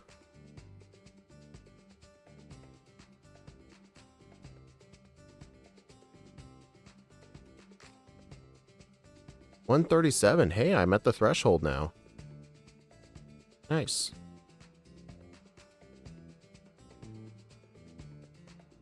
Oh, I forgot. Draining Kiss heals a good chunk of HP. I forgot about that.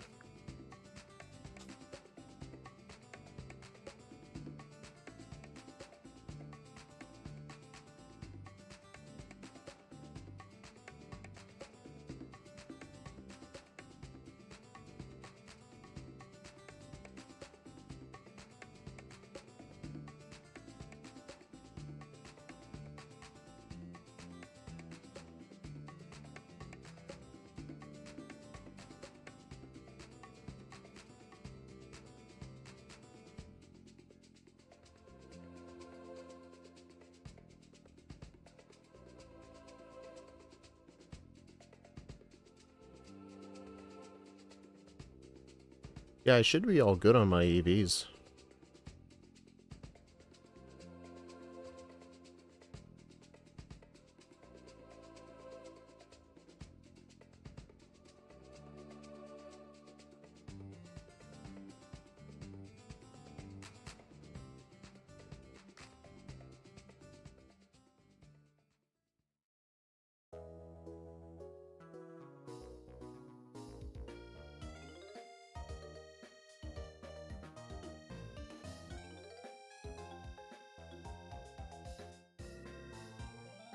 Alright.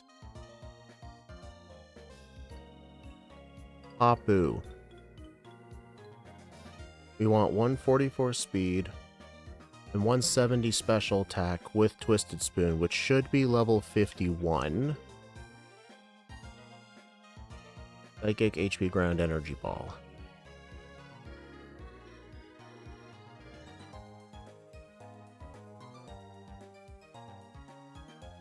Alright, do I need Calm Mind? I'm gonna assume yes.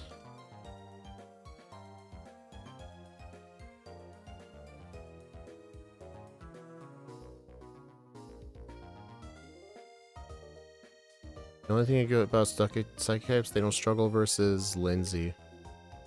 Who's Lindsay?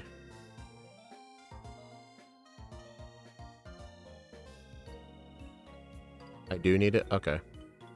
Alright. I don't see anything in the notes about needing any type-reducing berries, so I'll just skip that.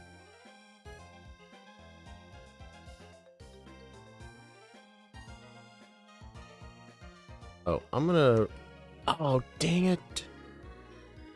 Man, I haven't done this in a while.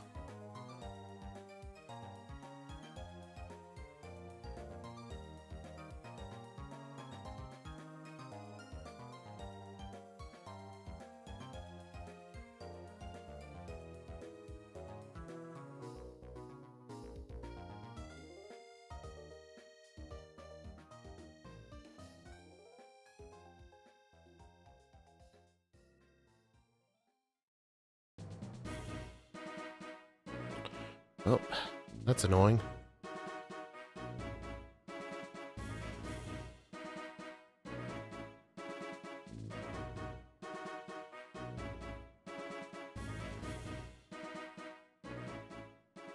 But yeah, I'm gonna need access to level 51. I'm level 46.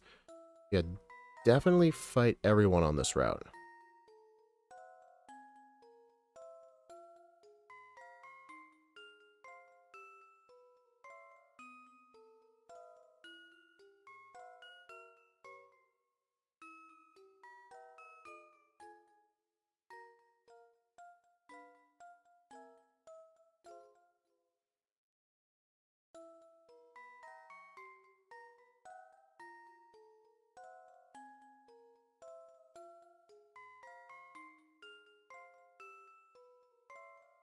The Poison Trainer. Yeah, that Poison Trainer is straight up one of the most terrifying normal trainers in the entire game. Thankfully, Lele had no problems.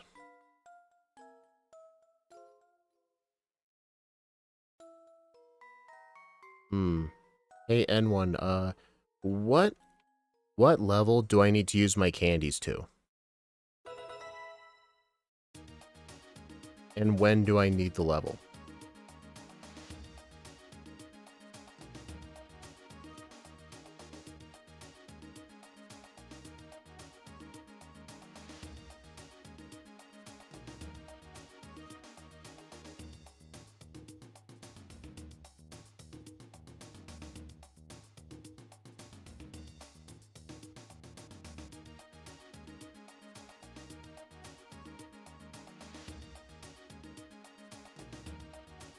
Candies after Lucamine, but before Hapu. Okay. What level do I need for Hapu? What level should I use my candies to?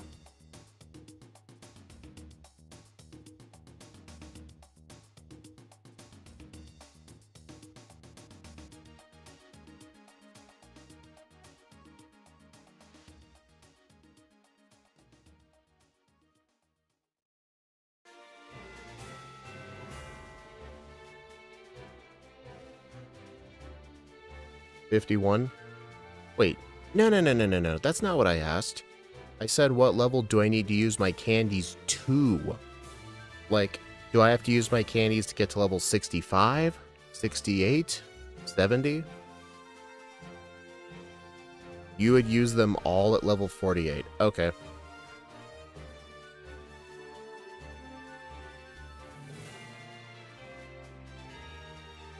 I'll just take your word on that.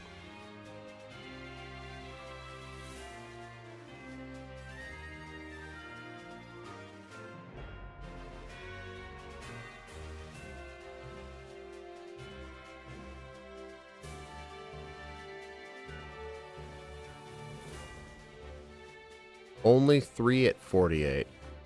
Okay, and one, I don't think you're understanding what I'm asking. You said I have to use candies before how, correct? On top of Mount Lanakia? What level do I need to use my candies towards? Like, what's the minimum level I need for how?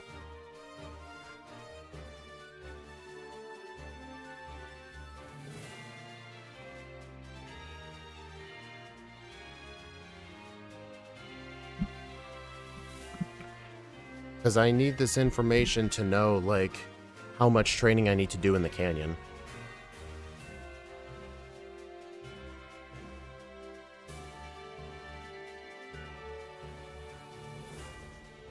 Just in case. Before. Okay, N1, you're not understanding what I'm asking. I'm just going to look in the notes myself. Alright, Gladion. We want to be level 63. Okay. Final how fight. Don't see any information before that. So I think it's just use the candies to get to level 63. That's what I'm seeing.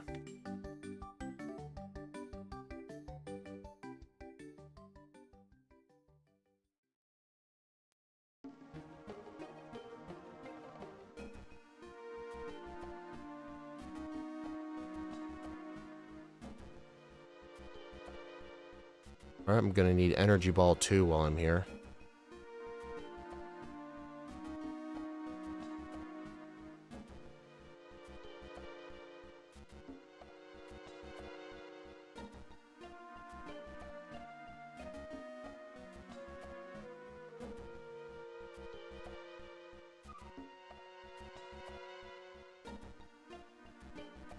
Well, N1, like, I get what you're saying, use 3 candies. How you would answer that the way I'm asking is, we need level 51. That's how I would ask. Or, that's how I would answer it.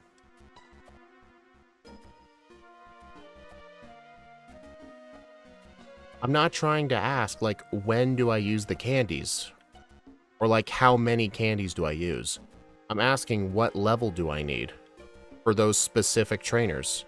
Because if you're telling me to use candies before those 2 trainers, then clearly there's a particular level you have in mind. Okay, I need to train half a level first before I use these candies. Oh wait, no, Team Skull. Team Skull will get me that level. 50, okay, thank you. That's what I was trying to ask. Thank you.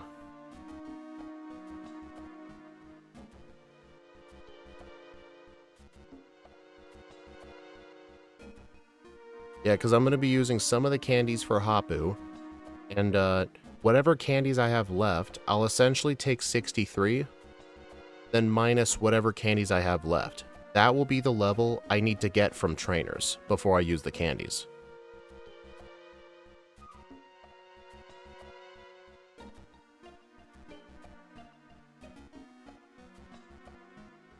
Extrasensory. While good, we have Psychic already. It was Gen 7 that nerfed Extrasensory to 20 PP, but still very good. I mean, 30 PP was straight up insane.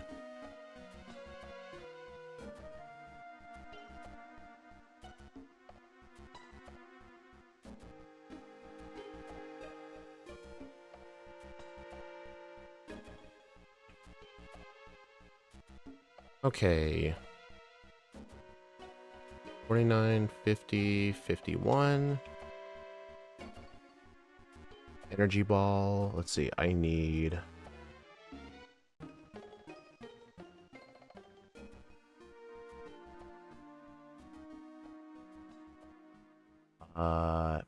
Psychic HP ground energy ball.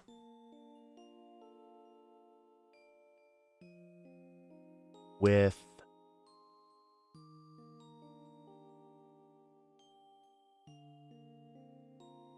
I don't see an item, so I'll just keep Shell Bell.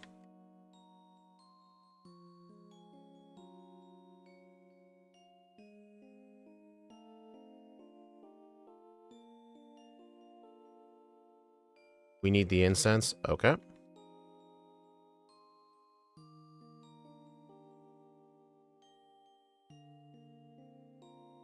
I'm guessing this matters for ranges. Wait. Oh, I need HP ground. God damn it. Okay. Try again. Okay, now let's try.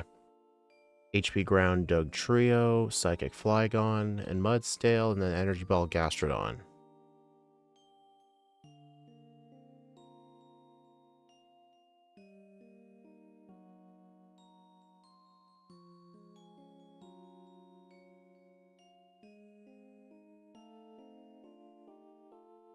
There we go.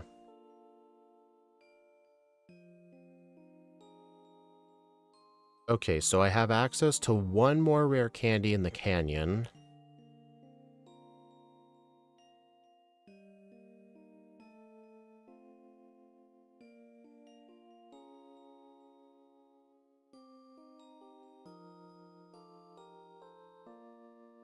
Let's see, so I have 7 rare candies.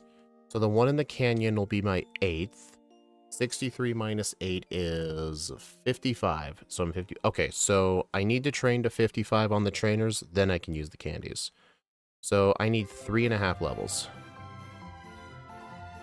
But yeah, and me constantly like bickering at you, saying like, what level do I need? It was for this reason, because I wanted to know how much training I need to do on trainers. Because now I know what the level is, I'm not just going to blindly fight everybody. I'll just train up to 55, then use the candies, and I'm good.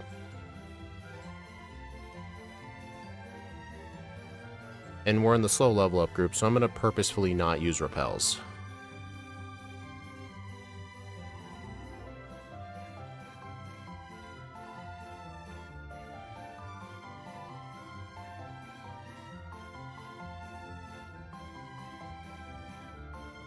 Oh wait, do we need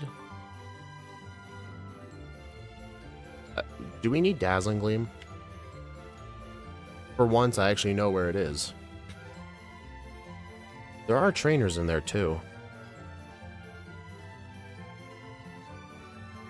I'm gonna fight them too. I'm gonna need a lot of XP.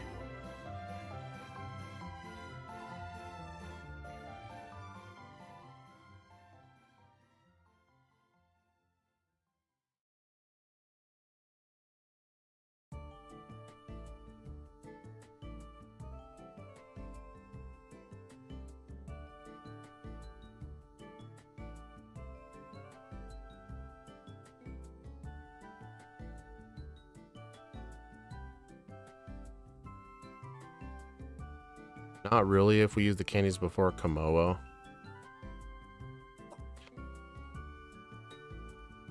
I mean, it was kind of my fault I used the wrong move on that Shinotic, but still, I was asleep for 3 turns. Like, I keep getting put to sleep for the maximum turns.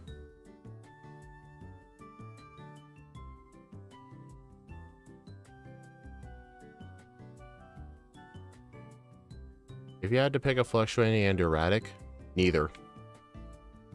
I don't want to play with either of those.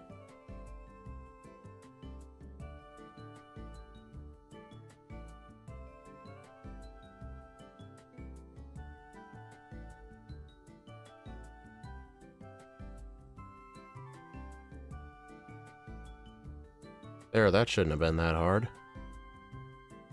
Okay, 2 more levels.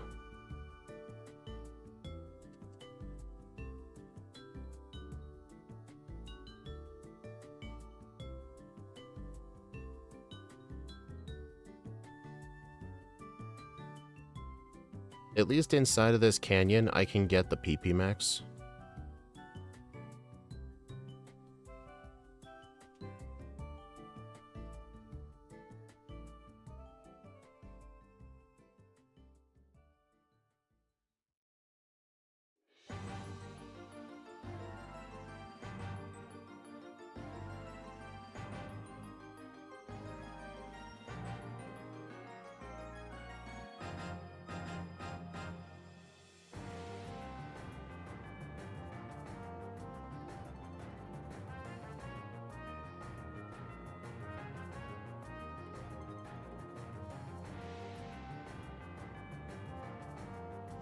And guess what? We have Hidden Power Ground.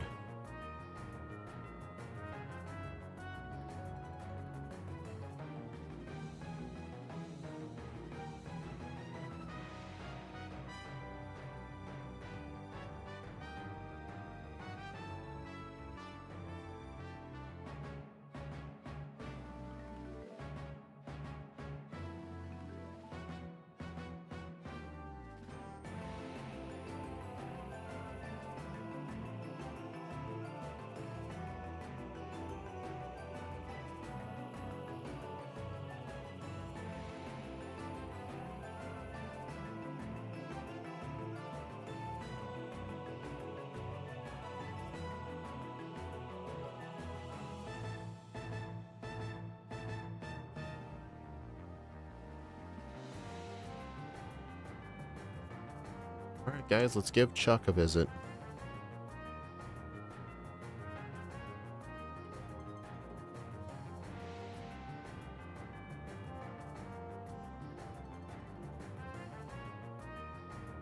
There we go, he's dead.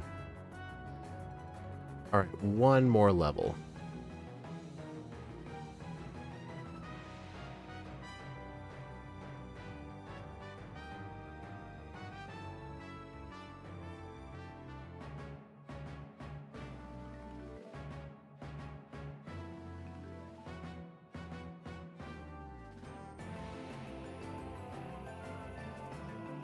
So yeah, right now I'm at 54 and like 20% of the way to the next level. As soon as I get to 55, I'll use all my candies to 63, and then we'll be good. That means we can have an actual fairy move. I mean, granted, Draining Kiss has been very good for us. I think what it lacks in base power made up for it in good healing.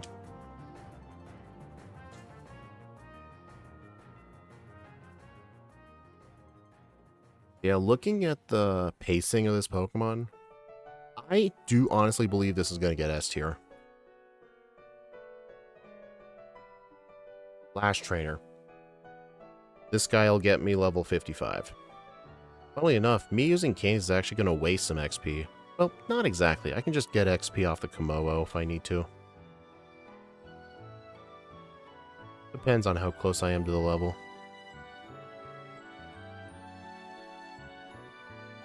Okay, right now I'm at 55 and a half.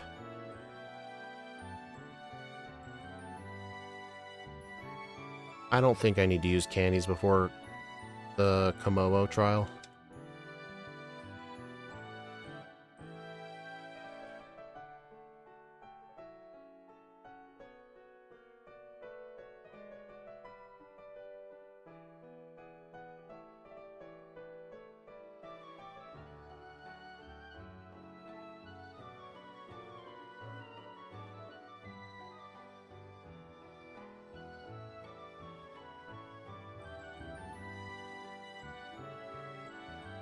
Attacked.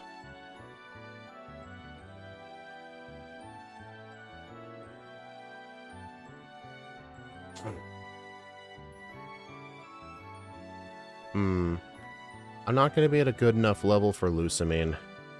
Actually, it says in these notes, Psyshock, Psychic, and Calm Mind at 55 minimum. You know what? I can make this work. Psyshock.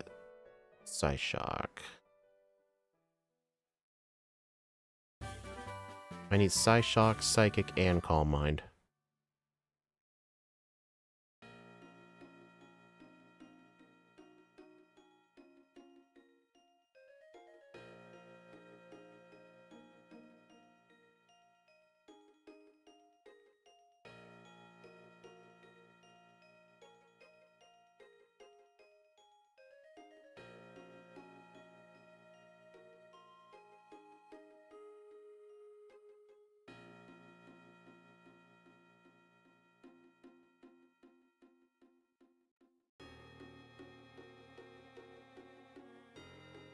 You know, it's a good thing this Pokemon's doing great because as soon as I end the stream, I gotta make tomorrow's backport. I haven't even started. Tomorrow in Crystal, we're doing Mega Garchomp Z. It's gonna be our last of the Z Megas. Right now, Mega Lucario Z and Mega Absol Z are in my S tier. They've performed extremely good. I think Mega Garchomp Z will also do really good.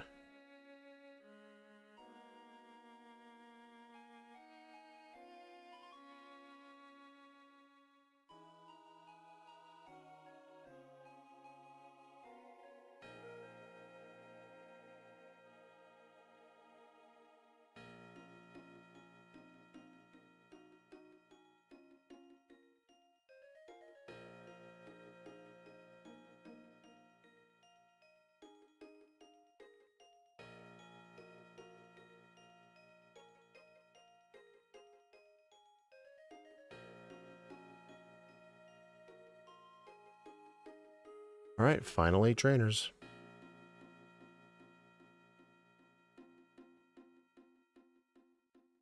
I think it'll be the worst of the bunch because no Swords Dance TM. That is true, but you also have to remember, ground offensively in Johto is extremely good.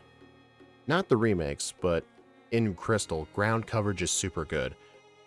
Weird how they made it a special attacker. Hey, at least it'll use its better stat for its dragon moves. I think it'll still do extremely good.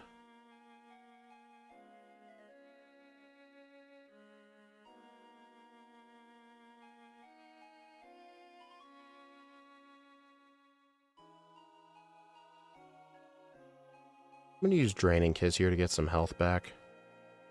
Dude, that thing just used Lucky Chant, so now her team can't get crits.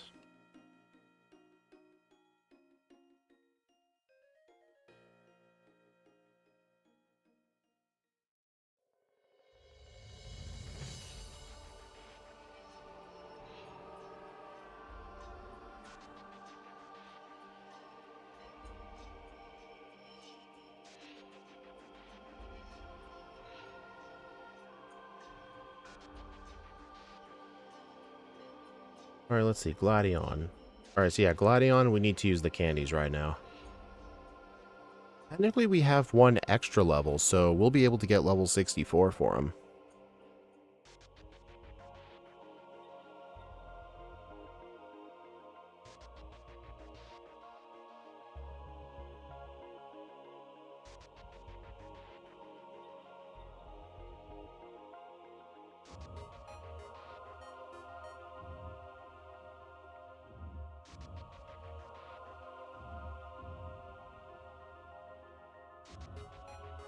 At level 64, we don't need to black out to How. Let me look. Final How. Before this, teach Draining Kiss for Kukui. For this fight, we need Psyshock, Moonblast, Twisted Spoon. Okay, so as soon as I use my rare candies, I'll just teach Moonblast in the place of Psychic. Because it seems like we still need Draining Kiss for a bit. You know, it's funny, in the terrain, we can't see Lele anymore.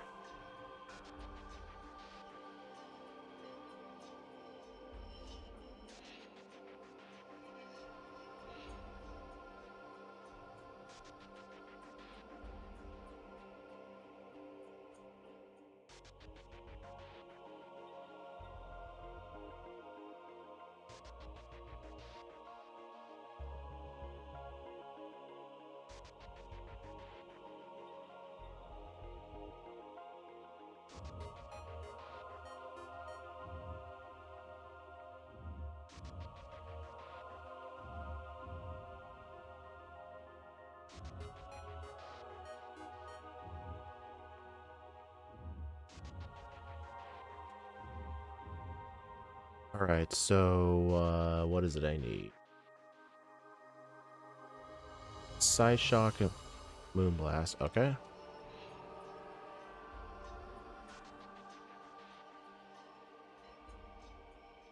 Alright, I need Draining Kiss, so get rid of Psychic.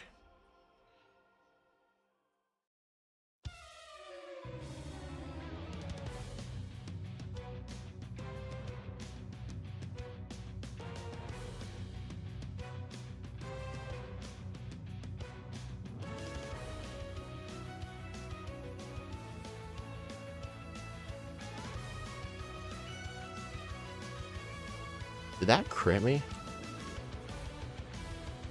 Hey, at least Psychic Terrain prevents priority moves.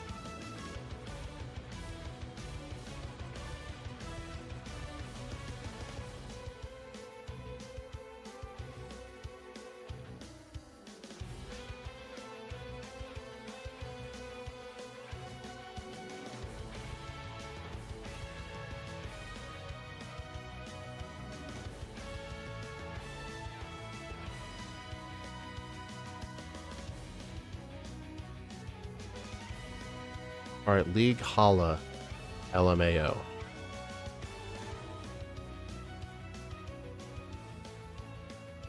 Acerola, Psychic, Psyshock, and Moonblast.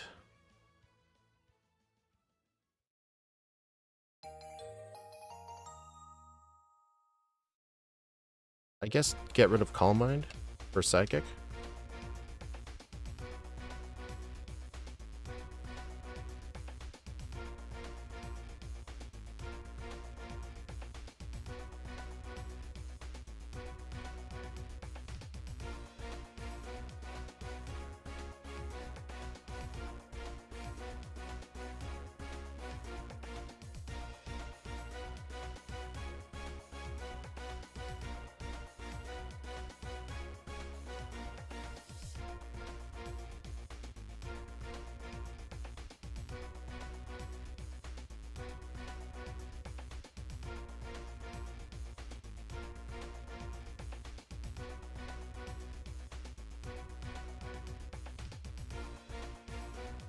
Alright, Acerola time.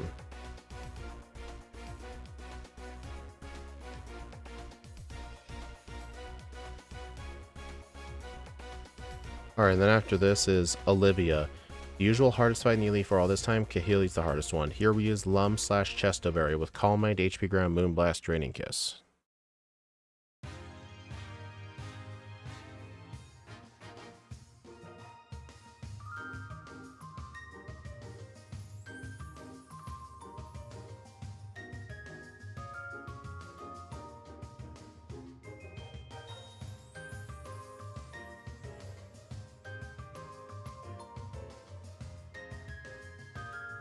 Alright, so I need Calm Mind and Hidden Power Ground.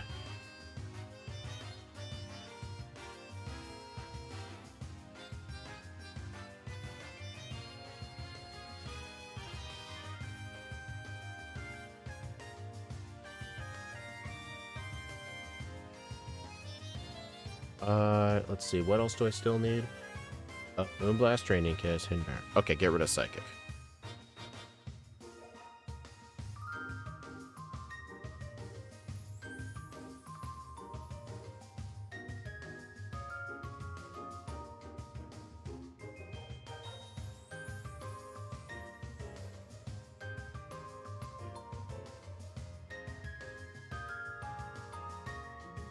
Yeah, that should be enough. Just one Calm Mind.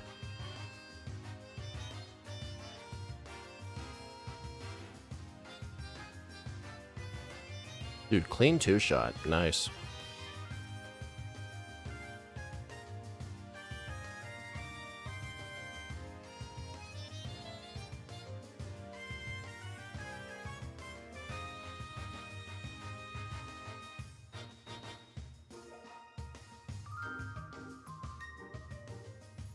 Alright, Kahili. She's tough because outspinning the Crobat is impossible. Equip Expert Prep Belt and pray for the best. Do Moonblast on Skarmory, Moonblast, Psychic the rest, pray you don't get poisoned or confused.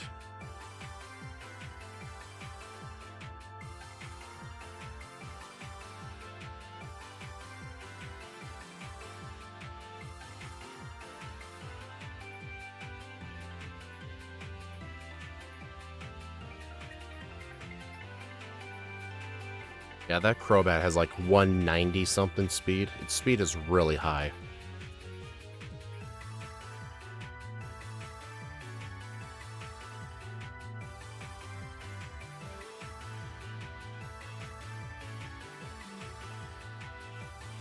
Oh, nice. Send in the Dark type next.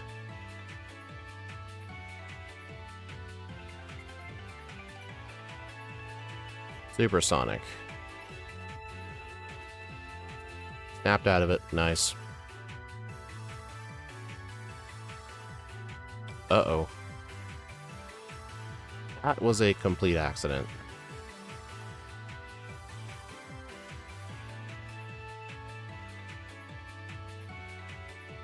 Alright, Kukui. Moonblast, Calm Mind, Taunt, and Draining Kiss.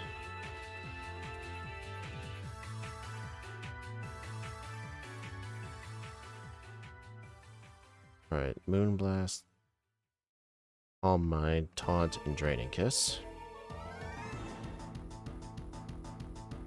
Wrong champion. Alright, and I don't see an item, so I'll just assume this item. Barium Z. Okay.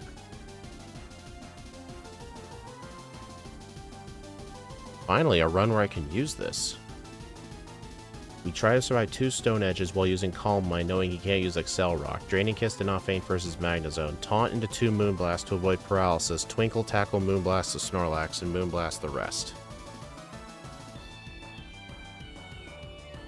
Oh, I can barely survive 2 Stone Edges. That's nice. Taunt.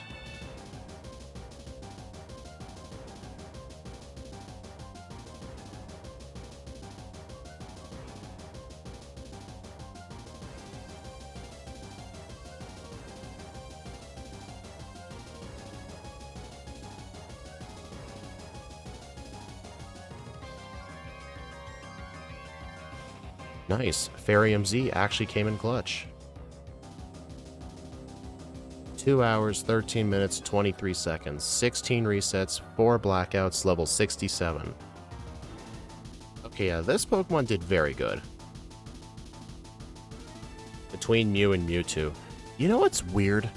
Even though this game has a Dark-type Kahuna and a bunch of trainers with Dark types, our top performance have been Psychic types, which is very strange. It could just be outliers just because they're legendaries, but I don't know. As soon as the long-ass credits start, I'll put the information in the tier list. Yeah, this is definitely S tier. Way better than Tapu Koko. I think even if Tapu Koko was played better, it could not be this good. Wolfie's favorite Pokemon? Of course it is. Of course he likes Pokemon that set up terrains. I'm surprised his favorite's not Incineroar, honestly. Long-ass credits. I've essentially just coined that phrase for my channel, the long-ass credits. I mean, it's not just the credits being long, it's getting to the credits. Dude, like, I just want to get to the credits. Maybe because they have tools to deal with Nanu or Mimikyu, otherwise they're Lunala. True. But I feel like Lunala was placed down there not because of its psychic typing, but because of its ghost typing. Ghost does not do great in Alola. Ghost in Alola is terrible. Like, look at Decidueye.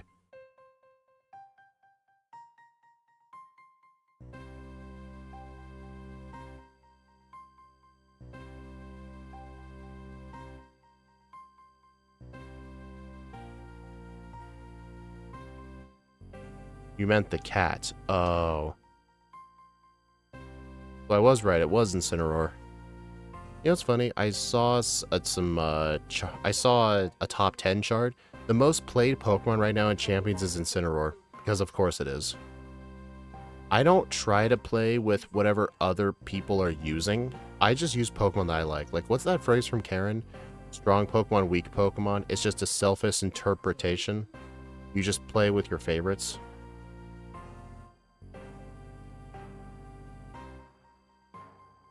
Like, I have kicked people's butts in Scarlet and Violet Online from using a Yon Mega with Speed Boost.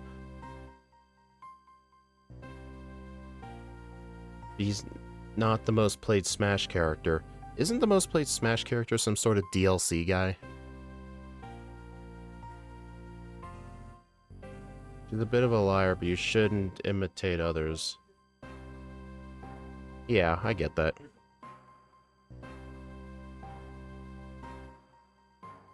I know I was saying, like, on Wednesdays I was going to do Champions, but I think maybe when Shadow for his ROM hack, I think eventually when he releases the post-game, that's when I'll play it.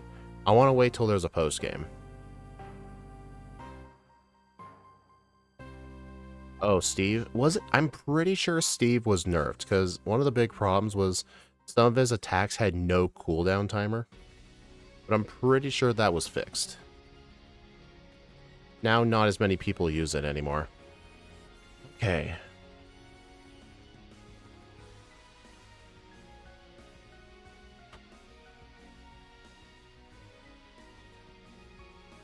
Well, that's going to be a long time, so just don't bother waiting. Dang, I didn't think you were listening.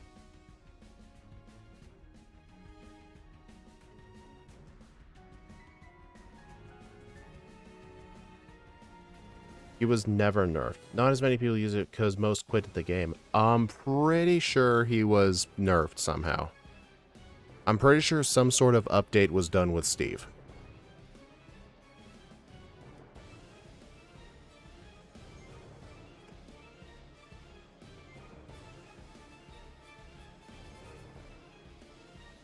Alright, I gotta wait for the game time.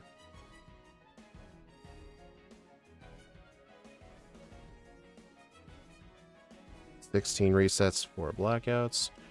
A decent chunk of those resets were because of Olivia and Mimikyu. Olivia, round 1, and Mimikyu caused most of my resets. But Mimikyu's honestly kind of expected. Mimikyu's pure luck. Olivia, definitely some slight misplays. I probably should have taught rest for that fight too as a backup plan. I don't know.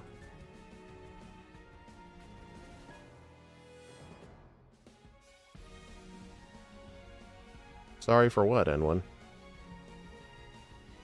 Anyway, I know there's no game time, but let's take a look at the tier list anyway. Right here. 2 hours, 13 minutes, 23 seconds. Third place overall. Dude, it was 22 seconds slower than Mew. There was no way this thing could have beaten Kyogre. Such a bad Olivia. It's fine. I will mention, though, like, I think if Tapu Lele got a first try Mimikyu, it could have beaten Kyogre. But honestly, if something beat Kyogre, I would just rerun Kyogre again. Still, it is so interesting how the top 3 performers are Psychic type. Although Lunala down here is quite terrible. Like I said, I'm quite confident it's because of its Ghost typing. Gave it a 4 times weakness to Dark, and a 4 times weakness to Ghost. Decidueye is also a Ghost type. It's really bad. Yeah, the main problem with Tapu Koko...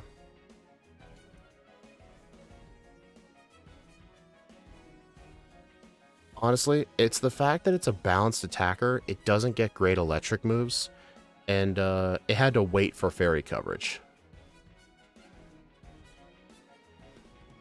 Wonder how Groudon would do? Eh, maybe when we're done with the Tapus, maybe I'll try Groudon. Maybe Rayquaza too.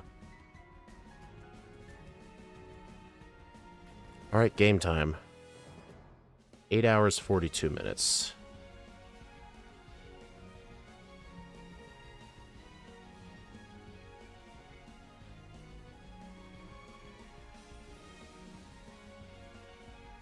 Alright, so here's our current tier list right now. 23 species.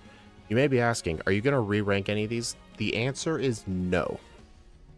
Sun and Moon are just very hard games to solo run. Things have to be planned out, and there's just some parts of the run that just have luck and there's nothing you can do about it. The only runs I'm going to re-rank are the first 7 runs because I banned Z crystals at the time. Other than that, like, there's just so many Pokemon. I don't really want to do re-ranks in Moon other than that. Unless, like, there's a super duper good Pokemon, like Kyogre. Like, I think if... Like, let's think of a random Pokemon, like Staraptor. If Staraptor beat Kyogre, that's the sign I need to redo it. Dragon Ascent, unfortunately, Mega Ring is post-game. Yep. That's why Mega... Well, either way, I ban Mega Evolutions in my runs. I don't think doing solo runs with Mega Evolutions is fun. I think it's just too broken. I honestly like Mega Evolutions more from a competitive standpoint. Not really so much in a casual playthrough kind of way. But I feel like it just makes it too OP. Alright, well, thank you all for stopping by, everyone. I do appreciate it. The next stream will be tomorrow, where Ike the Killer and Steve M Plays will join us with Pokemon Crystal with Mega Garchomp Z. I will